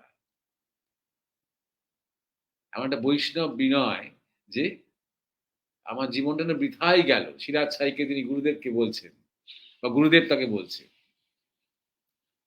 এ তো প্রার্থনা। তো যাই হোক, প্রার্থনা এবং বাসনা নিয়ে কথা হচ্ছিল যে প্রার্থনাতে ভগবান আছেন। অনেক সময় বাসনাও এক ধরনের প্রার্থনা। যেমন ছেলেকে নিয়ে প্রার্থনা করছি, কি চাকরি-বাকরি নিয়ে প্রার্থনা করছি, তাও তো ভগবানকে জানাচ্ছি। তাও তো কমপ্লেন করছি না। তাও তো গিয়ে ডিপ্রেশন ওষুধ খাচ্ছি না। যা দুঃখ হচ্ছে, কষ্ট হচ্ছে, যে অভাব আছে, অনটন আছে, ভগবানকে তো অন্তত জানাচ্ছি। যখন অন্তত ভগবানকে জানাতে আরম্ভ করছি, তখন সেটা প্রার্থনা শুরু হচ্ছে।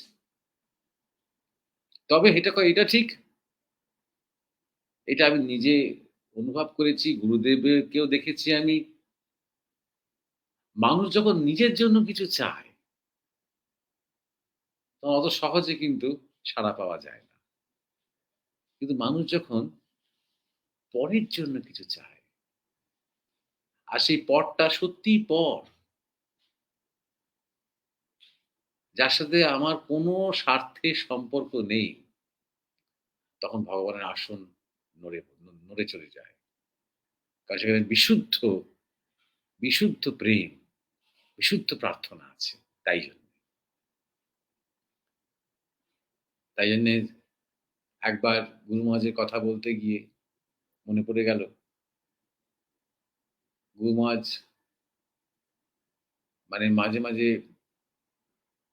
তিনি যখন ভ্রমণ করতেন, হেন জায়গা নেই যেখানে তিনি যাননি ভারতবর্ষে। এমনকি ১ম বার যখন তিনি ইউরোপে গেলেন, নরওয়েতেই বেশি ছিলেন। সেখানেও নরওয়ে বলছি, ইউরোপের এমন দেশ নেই যেখানে উনি যাননি। ইস্ট ইউরোপিয়ান দেশগুলোতে পর্যন্ত, যে অত্যন্ত গরিব, যেখানে কেউ যায় না, টুরিস্টরাও যায় না। হাঙ্গেরি, চেকোস্লোভাকিয়া, এরকম সব দেশগুলোতে এখন আস্তে আস্তে যাচ্ছে, এখন আস্তে আস্তে এগুলো মানে উঠছে। স্লোভাকিয়া, এই সমস্ত দেশগুলোতে তিনি গিয়েছিলেন। এবং তখন জিজ্ঞাসা করেছিল, আপনি কেন আপনাকে যেতে হলো? তখন উনি বললেন, স্বামীজির জন্য, মানে স্বামী বিবেকানন্দের জন্য। কারণ মানুষটা যেখানে গেছেন, পৃথিবীর যেখানে গেছেন, আমাদের দেশেও তিনি তন্ন তন্ন করে যেখানে এখানে ঘুরেছেন, সবার জন্য এত প্রার্থনা করেছেন, এত সংকল্প করেছেন, যেখানে যার যেটুকু অভাব আছে, যেখানে যার যেটুকু অতৃপ্তি আছে, এত আকুল হয়ে, এত দরদ দিয়ে, এত হৃদয় থেকে তাদের জন্য প্রার্থনা করেছেন, যে সেই সংকল্পগুলো পূরণ করার জন্য পিছন পিছন আমাকে দৌড়তে হচ্ছে। এই হচ্ছে নিঃস্বার্থ প্রার্থনার শক্তি। মহাপুরুষকে আসতে হচ্ছে সেই প্রার্থনা পূরণ করার জন্য। বলছেন শিশুর মতন একদম। শিশু যেমন যে কি চাইছি না বুঝেই চায়, প্র্যাকটিক্যাল দিকগুলো ভেবে দেখে না। আকাশে একটা বিমান দেখলে বলবে যে এই বিমানটা আমাকে দাও, ওইটাই আমাকে এনে দাও, আমার খেলনা দিও না। যেমন যদি বলতেই পারে সে, কারণ তার সেই লজিস্টিক্স, তার ভাবার মতন ক্ষমতা তার নেই, সে বড় হয়নি এখনো। সেরকম শিশুর মতন স্বামীজি চেয়েছেন, আগা পাঁচতলা সম্ভাবনা অসম্ভাবনা কিছু না ভেবেই। এই হচ্ছে নিঃস্বার্থ প্রার্থনার শক্তি। তাই জন্য স্বার্থ যত কম, শক্তি তত বেশি। এটাকে মনে রাখতে হবে যে আমাদের জীবনে স্বার্থ যত কম চাওয়ার মধ্যে, তখন তার শক্তি তত বেশি। কারণ যত স্বার্থ কম, তত মননও বেশি হয়। যখন আমরা নিজের জন্য চাইছি না, তখন আমরা প্রকৃতই ব্যথিত হয়ে, হয়তো কোথাও যুদ্ধ হচ্ছে, হয়তো ইউক্রেনে যুদ্ধ হচ্ছে, বা গাজাতে যুদ্ধ হচ্ছে, বা হয়তো সিরিয়াতে হচ্ছে, বা লিবিয়াতে হচ্ছে। সেই মানুষগুলোর জন্য ভাবছি, কে জিতুক কে হারুক সেটা বড় কথা নয়। তাদের জন্য যখন প্রার্থনা করছি, অন্তর থেকে করছি, পলিটিক্যালি কারেক্ট থাকার জন্য নয়, করতে হয় বলে নয়, বা যখন জানছি কেউ কষ্টে আছে, একাধিক লোকে হয়তো কষ্টে আছে, তখন অন্তর থেকে একটা প্রার্থনা উঠে আসছে তাদের জন্য, তাদের প্রিয়জনদের জন্য। সেই প্রার্থনার শক্তি অনেক বেশি এবং তাতে নানা রকমভাবে ছোটখাটোভাবে, বড় ভাবে তাতে কাজও হয়। যে প্রার্থনা করছে সে হয়তো জানতে পারে না, কিন্তু তাতে কাজও হয়। এই প্রার্থনা করতে তাই জন্যে যে তবু নিজের জন্য যখন মানুষ চায়, সেই চাওয়াটাও যেন ভগবানের কাছে যেন চায়। সারাক্ষণ যেন সে বাড়ির লোকের কাছে না চায়, সারাক্ষণ নিজের ভাগ্যের কাছে না চায়, সবসময় দোষারোপ না করে, নালিশ না করে, অভিযোগ না করে, যা কিছু চাওয়া, যা কিছু নিজের কথা বলা, সেটুকু যেন ভগবানের কাছেই চায়, শুরু করে। এটা অন্তত শুরু। আর্ত হয়ে অন্তত সে শুরুটা করুক। আস্তে আস্তে যেকোনো সম্পর্কই চর্চা করতে আস্তে গভীরতর হয়। এখানেও একদিন গভীরতর হবে। যত আমরা জীবনে সাধুসঙ্গ করব, সৎসঙ্গ করব, তত আমাদের মধ্যে আস্তে সেই চিন্তার গভীরতা আসবে। তখন চাহিদাও আরেকটু গভীর হবে। তখন মনে হবে না আর এই জামা কাপড় আর জিনিসপত্র, টাকা কড়ি, মামলা মোকদ্দমা, চাকরি বাকরি, ব্যবসা বাণিজ্য, এগুলো দরকার নেই তা নয়। মানে এগুলো নিয়ে সারাক্ষণ আর অত এই চাই কম করি চলো। ভোগের সংজ্ঞাটাকে একটু পাল্টাই চলো। ভোগই চাই, একটু পাল্টাই চলো। একটু মনের ভোগ, একটু চেতনার ভোগ, একটু আনন্দের, একটু শান্তির, একটু আস্বাদনের। তখনও প্রার্থনা থাকবে। আমাকে টাকা দাও, গাড়ি দাও, বাড়ি দাও, এটাও যেমন প্রার্থনা। আমাকে ভক্তি দাও, আমায় জ্ঞান দাও, আমাকে বিবেক দাও, আমাকে শ্রদ্ধা দাও, এটাও প্রার্থনা। প্রথম প্রার্থনাতে হয়তো শক্তি থাকবে না। বলতে হয় তাই বলছি। ঠাকুরের সামনে দাঁড়িয়েছি, না, নিজের জন্য কিছু চাইব না বাবা। কি যেন চাইতে হয়? হ্যাঁ, শ্রদ্ধা দাও, ভক্তি দাও, বিবেক দাও, জ্ঞান দাও। না। হয়তো প্রথম সে মানে বুলির মতন বলছে, টিয়া পাখির মতন বলছে। কিন্তু আস্তে বলতে শব্দগুলো তো রয়েছে। জ্ঞান দাও। জ্ঞান মানে? নিজের মধ্যেই জিজ্ঞাসা জাগবে। এটা কি এডুকেশনাল কোয়ালিফিকেশন? সেই জ্ঞানের কথা? নাকি এই অজ্ঞান কেটে গিয়ে যে জ্ঞান আমার মধ্যে রয়েছে, আমাকে বিবেক দাও। বিবেক মানে? বিবেক মানে যে সমাজে সবাইকে নিয়ে চলতে পারি আপোস করে, সেই বিবেক? নাকি সত্য মিথ্যা ন্যায় অন্যায় বুঝতে পারার যে বিবেক, যে দৃষ্টি, যে দর্শন, সেই বিবেক? একেকটা কথা তো ছোট কথা নয়। তাই না? যে শব্দগুলো আমরা উচ্চারণ করছি, সেই শব্দগুলো যদি একটু মনন করি, তাহলেই আসল প্রার্থনা শুরু হয়ে যায় কিন্তু। প্রার্থনার কথা বলতে গিয়ে, প্রার্থনার যে শক্তি আছে এটা বলতে গিয়ে একটা কথা বলি, যেটা সাধারণত আমি কখনো আগে বলেছি বলে মনে পড়ে না।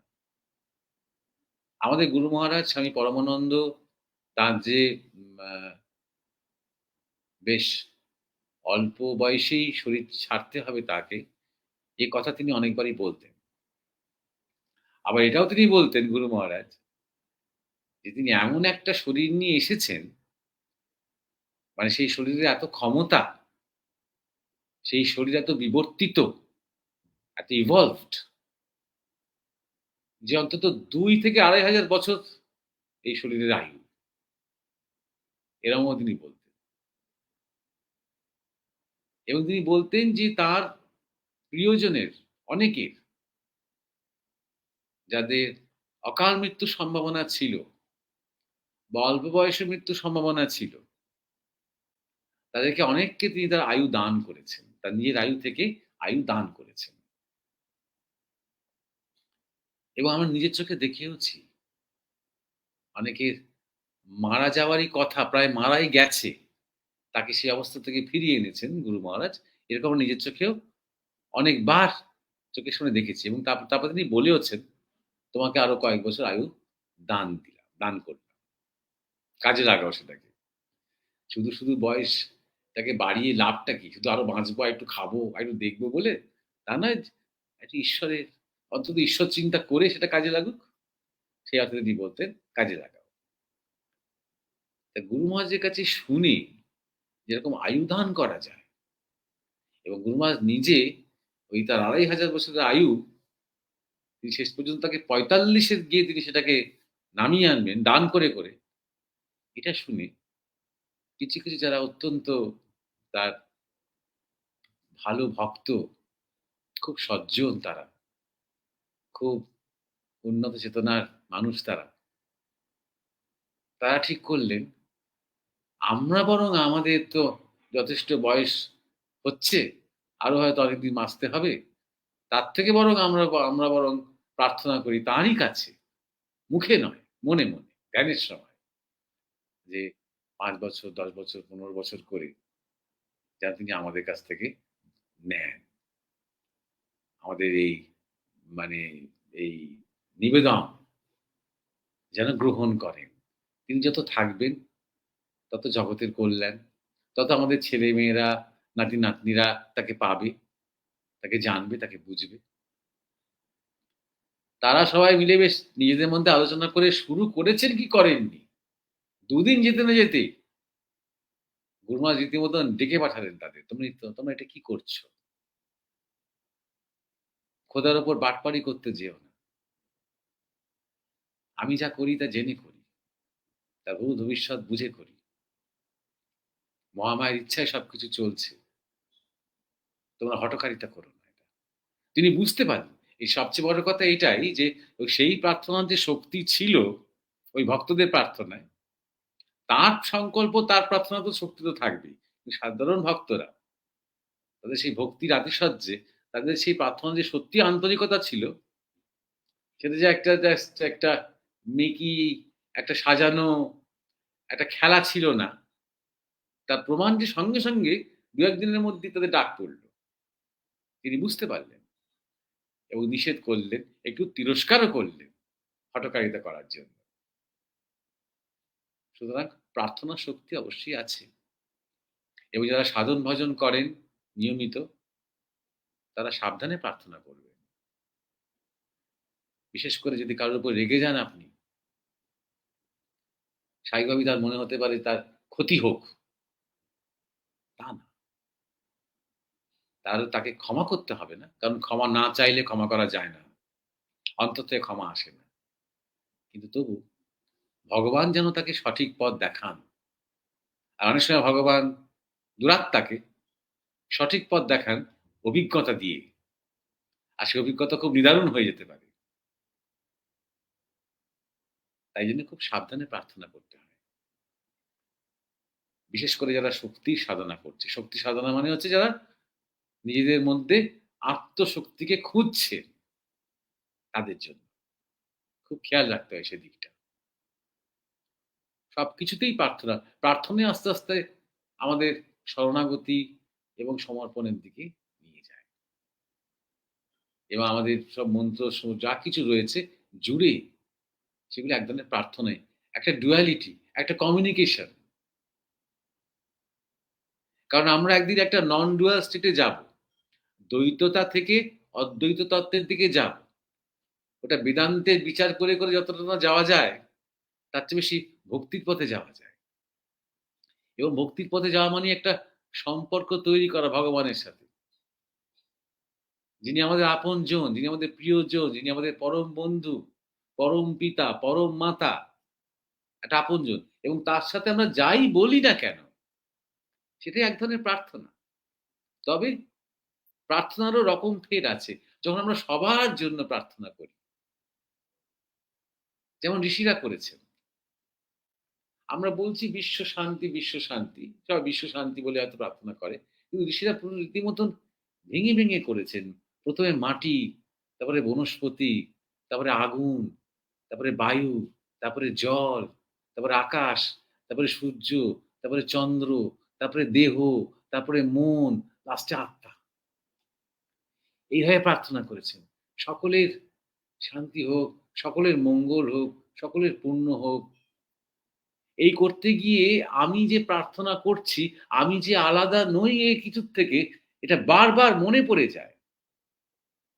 যখন আমি শুরু করছি মাটি দিয়ে আর শেষ করছি আত্মাতে, তখন আমি বুঝতে পারছি এই মাটি থেকে আত্মা কোনো কিছু থেকে আমি আলাদা নই। সুতরাং সবার জন্য যখন প্রার্থনা করছি, আমি আসলে নিজের জন্যও করছি। সেই ভাবটা, সেই আন্তরিকতাটা, সেই প্রাণটা যত গভীরে প্রথিত হবে তার শিকড়, তত প্রার্থনার ফুল ফুটতে আরম্ভ করবে। হ্যাঁ, উমেশ একটা বাগধারা বলা।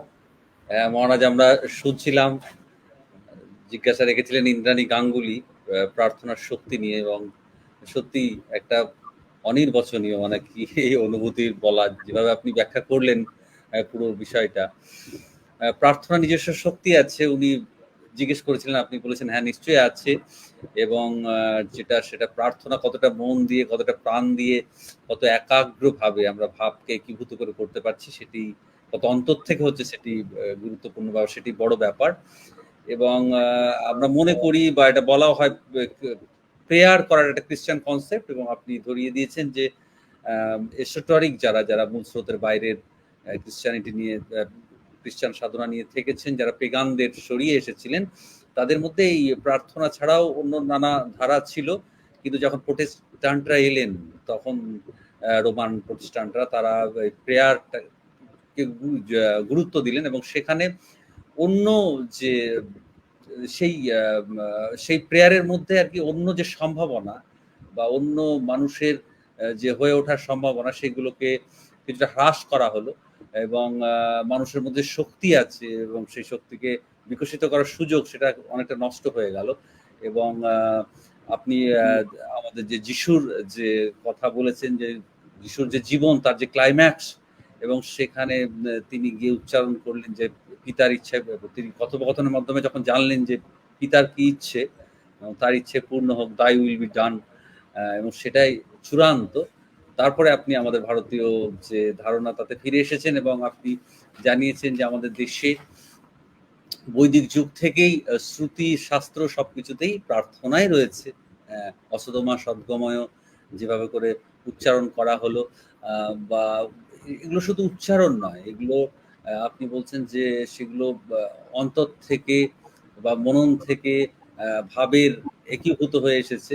আপনি বারবার মনে করিয়েছেন গায়ত্রী মন্ত্রের কথা, গুরু মন্ত্র, আমরা যেটা গুরু ব্রহ্মা গুরু বিষ্ণু বলি, এই মন্ত্রগুলো যত আমরা উচ্চারণ করছি, আপনি বলেছেন আমাদের মধ্যে ততই আত্মশক্তি যাচ্ছে, একটা বৃহতের প্রতি অ্যাসপিরেশন তৈরি হচ্ছে, প্রার্থনা এবং স্তুতি একে অপরের পরিপূরক হয়ে যাচ্ছে, এবং যে বলছে, যেভাবে বলছে, সে মহামৃত্যুঞ্জয় মন্ত্র হতে পারে, হনুমান চালিশা হতে পারে, মীরার ভজন হতে পারে, এবং আপনি ভেঙে ভেঙে বুঝিয়েছেন যে সেগুলো মীরার ভজন হোক বা রবীন্দ্রনাথের সঙ্গীত হোক, সবকিছুর মধ্যে একটা অন্তরঙ্গ প্রার্থনা বা প্রেমের সংলাপ আছে, এবং রুমির কবিতার মধ্যেও সেটা আছে।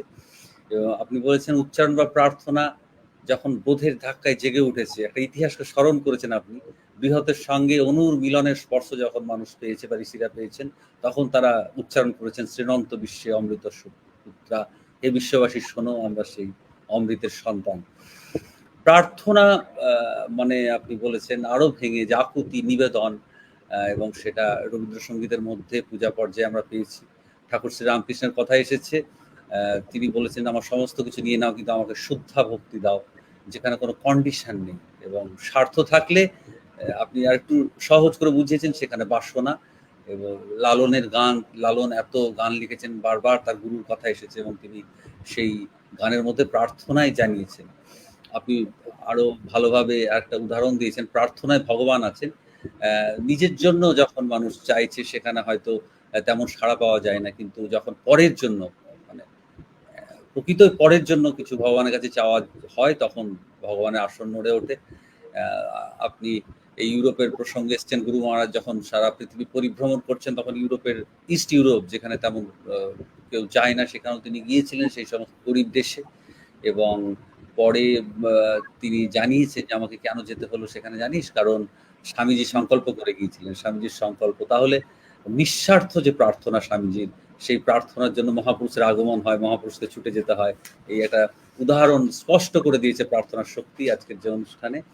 এবং আপনি আমাদের আজকে আবার বলেছেন যে স্বার্থ যত কম শক্তি তত বেশি। যখন যুদ্ধ হচ্ছে বিভিন্ন দেশে, সিরিয়ায় হতে পারে, লিবিয়ায় হতে পারে, আমরা শুধুমাত্র ওই উদার মানবতাবাদী সেজে না প্রার্থনা করি, প্রকৃতই সেই মানুষদের জন্য কষ্টের কথা ভেবে প্রার্থনা করি, তার নিশ্চয়ই তার শক্তি বা তার ফল আমরা দেখতে পাবো। আরো সহজভাবে বলেছেন যে মানুষ নিশ্চয়ই প্রার্থনা করবে, নিজের জন্যই প্রার্থনা করবে, কিন্তু সেই প্রার্থনা যেন ভগবানের কাছে হয়, ভগবানের কাছে যেন আমরা চাই। আর্ত হয়ে মানুষ শুরু করুক এবং সম্পর্ক তৈরি হবে, এবং সম্পর্ক থেকে চর্চা হবে এবং আরো গভীর হবে সেই সম্পর্ক। তখন সৎসঙ্গ, সাধুসঙ্গ আসবে, চিন্তার গভীরতা বাড়বে। আপনি আজকে যেটা আমাদের অভিভূত করেছে, আপনি বলেছেন যে প্রার্থনার যে শক্তি আছে সেটা আপনি আগে এটা নিয়ে কখনো কোথাও বলেছেন বলে আপনার মনে পড়ছে না, এবং আমাদের তো বটেই, আমাদের কখনো আমরা এটা শুনিনি। আজকে সমস্ত দর্শক শুনলেন, রেকর্ড হয়ে থাকলো বিষয়টি, যে গুরু মহারাজ জানাতেন যে অল্প বয়সে তাকে শরীর ছাড়তে হবে, এবং এটাও জানাতেন যে তার যে শরীর বিবর্তিত, সেখানে 2-2,500 বছরও তিনি শরীর থেকে যেতে পারেন, এবং 25 বছর তার যে আয়ু সেটা তিনি নানাজনকে, প্রিয়জনদেরকে দান করে অনেকটা কমিয়ে এনেছিলেন। এটা অনেকেই যখন জানতে পেরেছিলেন, তখন তার যে সজ্জন ভক্ত, উন্নত চেতনার মানুষ ঠিক করলেন, তারা প্রার্থনার মধ্য দিয়ে তাদের যে বড় আয়ু বা দীর্ঘ আয়ু সেটা যাতে গুরু মহারাজ কিছুটা করে নেন, তিনি যেন পৃথিবীতে দীর্ঘদিন থাকেন, তাহলে পরবর্তী প্রজন্ম গুরু মহারাজের কাছ থেকে সেই তার যে শিক্ষা, তার যে ভালোবাসা সেটা পাবে। তিনি থাকা মানেই জগতের কল্যাণ। কিন্তু গুরু মহারাজ কিছুদিনের মধ্যে সেটা বুঝতে পেরেছেন এবং তাদের ডেকে পাঠিয়েছিলেন, দিয়ে বলেছিলেন খোদার ওপর বাটপারি করতে যেও না।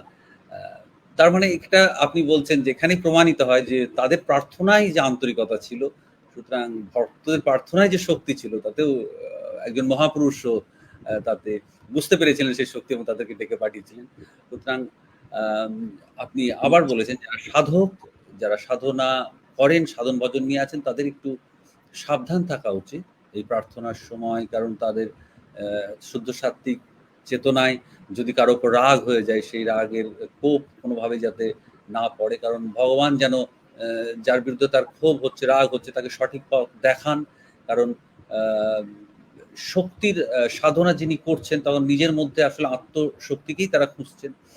আপনি আবার শেষে বলেছেন প্রার্থনা একটা ডুয়ালিটি, একটা কমিউনিকেশন, ভক্তির পথে যাওয়া, এবং যে যাওয়া যে পথে একটা সম্পর্ক তৈরি হয় এবং যেখানে বলা কথা চলে। ঋষিরা যে সাধনা শুরু করেছেন বা যে প্রার্থনা শুরু করেছেন, তাতে তাদের প্রার্থনায় মাটি, বনস্পতি, বায়ু, জল, আকাশ, দেহ, মন এসেছে, এবং আমরা সেই উচ্চারণের মধ্যে আমরা নিজের অজান্তেই এই উচ্চারণ করতে করতে বুঝতে পারি যে এই প্রার্থনায় আমরা যখন যুক্ত হই, যে আমরা মহতের থেকে বা সমস্ত কিছু থেকে আলাদা কিছু নেই, আমরা এর সঙ্গে যুক্ত। আসলে সবার জন্য, পরের জন্য যে প্রার্থনা, সেই প্রার্থনাও আসলে নিজের জন্য প্রার্থনা। এই যে ভারতবর্ষ এক করে দেখেছে, সেইটা আপনি আজকের অনুষ্ঠানে পুনরায় উচ্চারণ করলেন। খুবই সুন্দর আজকের আলোচনা আমরা শুনলাম। মহারাজ একদম শেষের দিকে আমরা চলে এসেছি, সুদূর ইতালি থেকে মহারাজ আজকে যুক্ত হয়েছেন। নানা রকম অসুবিধে আছে, ইন্টারনেটেও আছে, স্থানকাল পাত্র আছে, সেখানে এখন দুপুর হয়তো খাওয়া দাওয়া হয়নি, তারপরেও আমাদের কথা ভেবে আজকের অনুষ্ঠানে মহারাজ যুক্ত হয়েছেন। মহারাজকে প্রণাম জানাই। সেই সঙ্গে আজকে আমরা জিজ্ঞাসা আছে এখানে, এই প্রার্থনা নিয়ে কথা হচ্ছিল, এরপরে একজন জিজ্ঞাসা করেছে, শ্বেতা চ্যাটার্জি, প্রণাম মহারাজ, কেউ কি প্রার্থনা বা মেডিটেশনে বসলেই সর্বদা উত্তর পান বা কথায় কথায় দর্শন পান? এটা জিজ্ঞাসাটা করেছেন বটে, কিন্তু মানে বিস্তারিত বলতে গেলে অনেক কিছু বলতে হবে। এগুলো এই বিষয় নিয়ে, মেডিটেশন বিষয় নিয়ে বা দর্শন নিয়ে অনেকবার আলোচনা হয়েছে, কিন্তু প্রার্থনা এবং মেডিটেশন এক জিনিস নয়, সুতরাং দুটোকে একই ব্র্যাকেটে আনার কোনো মানেই হয় না। এক নম্বর কথা। 2 নম্বর কথা হচ্ছে, মেডিটেশনে কেউ প্রশ্ন নিয়ে বসে না যে উত্তর খোঁজে। উত্তর কখন খোঁজে? তখন লোকে প্রশ্ন নিয়ে বসে। মেডিটেশনে কেউ প্রশ্ন নিয়ে বসে, এমনকি প্রার্থনাতেও কেউ প্রশ্ন নিয়ে বসে। প্রার্থনাতে মানুষের কিছু একটা চাওয়া বা কিছু একটা পূরণ হোক, এরকম একটা চাওয়া নিয়ে বসতে পারে। তার উত্তর দেওয়ার কি আছে? মানে দেখি আমি কি একটা অ্যাডভান্স অর্ডার দিচ্ছি, এবার দোকানদার বলছে ঠিক আছে আপনি পেমেন্টটা করে যান, আপনি 7 দিনের মধ্যে পেয়ে যাবেন আপনার এই উত্তরটা বা আপনার এই ডেলিভারিটা আপনার হয়ে যাবে। সুতরাং এরকম মানে জিজ্ঞাসাটার মধ্যে খুব একটা এত আলোচনার পরে ঠিক আমি তেমন মানে ইয়ে পাচ্ছি না, সারবস্তু তেমন কিছু পাচ্ছি না। প্রার্থনা যে আমি যেটা যেটা বললাম, মানুষ কিছু একটা চায়, হয় নিজের জন্য চায়, নাহলে জগতের জন্য চায়, নাহলে সমাজের জন্য চায়, নাহলে ভগবানকে চায়, কিছু চায়, সেই চাওয়াটা নিয়ে সে বসে ঈশ্বরের কাছে, এটা মুখে বলে। এবারে আপনি চাইছেন যে এবার ঈশ্বর আপনার সামনে দাঁড়িয়ে দাঁড়িয়ে আমার সাথে কথা বলুন, সেটা হতে পারে কারো কারোর ক্ষেত্রে।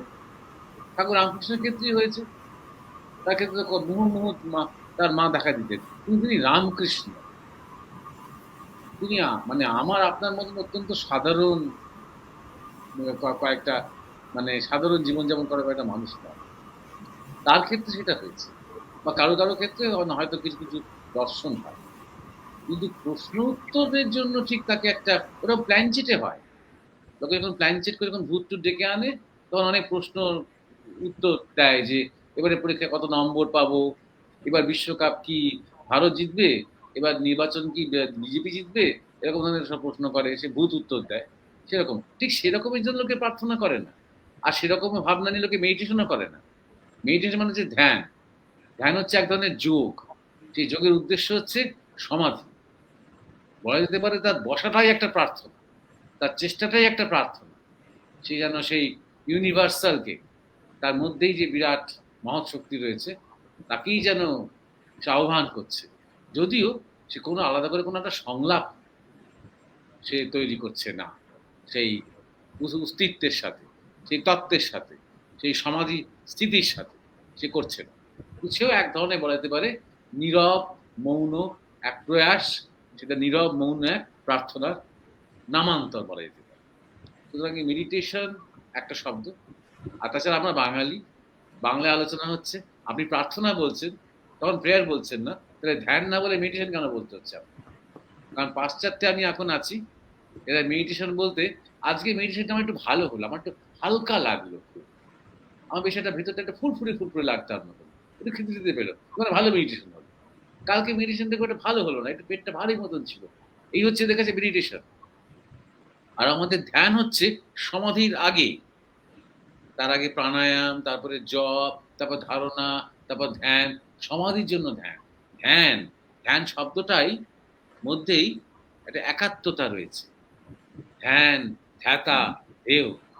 তো প্রার্থনা যখন বলছেন তখন ধ্যান বলুন, আর প্রেয়ার যখন বলবেন তখন মেডিটেশন বলুন। আর মেডিটেশন আর ধ্যান এক নয়। পাশ্চাত্যের মেডিটেশন একটা থেরাপি, একটা যোগার অংশ। আর আমাদের ধ্যান হচ্ছে সমাধির আগে, সমাধিতে যাওয়ার এক পদ্ধতি, যে পদ্ধতিও না, একটা অবস্থা, যে অবস্থা দিয়ে তৈরি করা যায় না। মানুষের ধ্যান হয়, এবং কোনটা প্রশ্ন, কোনটা উত্তর, কোনটা প্রার্থনা, এই এই পার্থক্যগুলো একটুখানি বুঝুন। এটা প্রশ্ন উত্তরের জায়গা না, এটা একটা ভেতরের একটা আকুতি, সেটার পূরণ হওয়া বা না হওয়া যায়। উমেশ। হ্যাঁ মহারাজ, আরো পরিষ্কার হলো অনেক প্রসঙ্গটা এলো বলে প্রার্থনার বিষয়টি। আজকে আমরা যাদের প্রশ্ন নিতে পারিনি, যারা জিজ্ঞাসা পাঠিয়েছিলেন তারা হলেন মৌপিয়া সেন, অর্ঘ্য ব্যানার্জি, শিল্পী পল, সুমনা ব্যানার্জি। আপনাদের জিজ্ঞাসা লিপিবদ্ধ হয়ে আছে, আপনাদের স্থান পাবে আগের অনুষ্ঠানে, আগামী অনুষ্ঠানগুলোতে। আপনারা যুক্ত থাকবেন। মহারাজ প্রথমেই জানিয়েছেন যে আজকেই জিজ্ঞাসা রাখলে সেটা হয়তো কয়েক মাস পরে পাবে, কারণ এইভাবেই হয়, কারণ নানা জিজ্ঞাসা নানাভাবে আমাদের কাছে এসে পৌঁছে। মহারাজকে পুনরায় প্রণাম জানাচ্ছি, এবং আমাদের সঙ্গে আজকে যুক্ত হয়েছিলেন প্রদীপ চক্রবর্তী মহাশয়, তাকে ভালোবাসা জানাই। সমস্ত দর্শককে ভালোবাসার শুভেচ্ছা জানিয়ে আজকে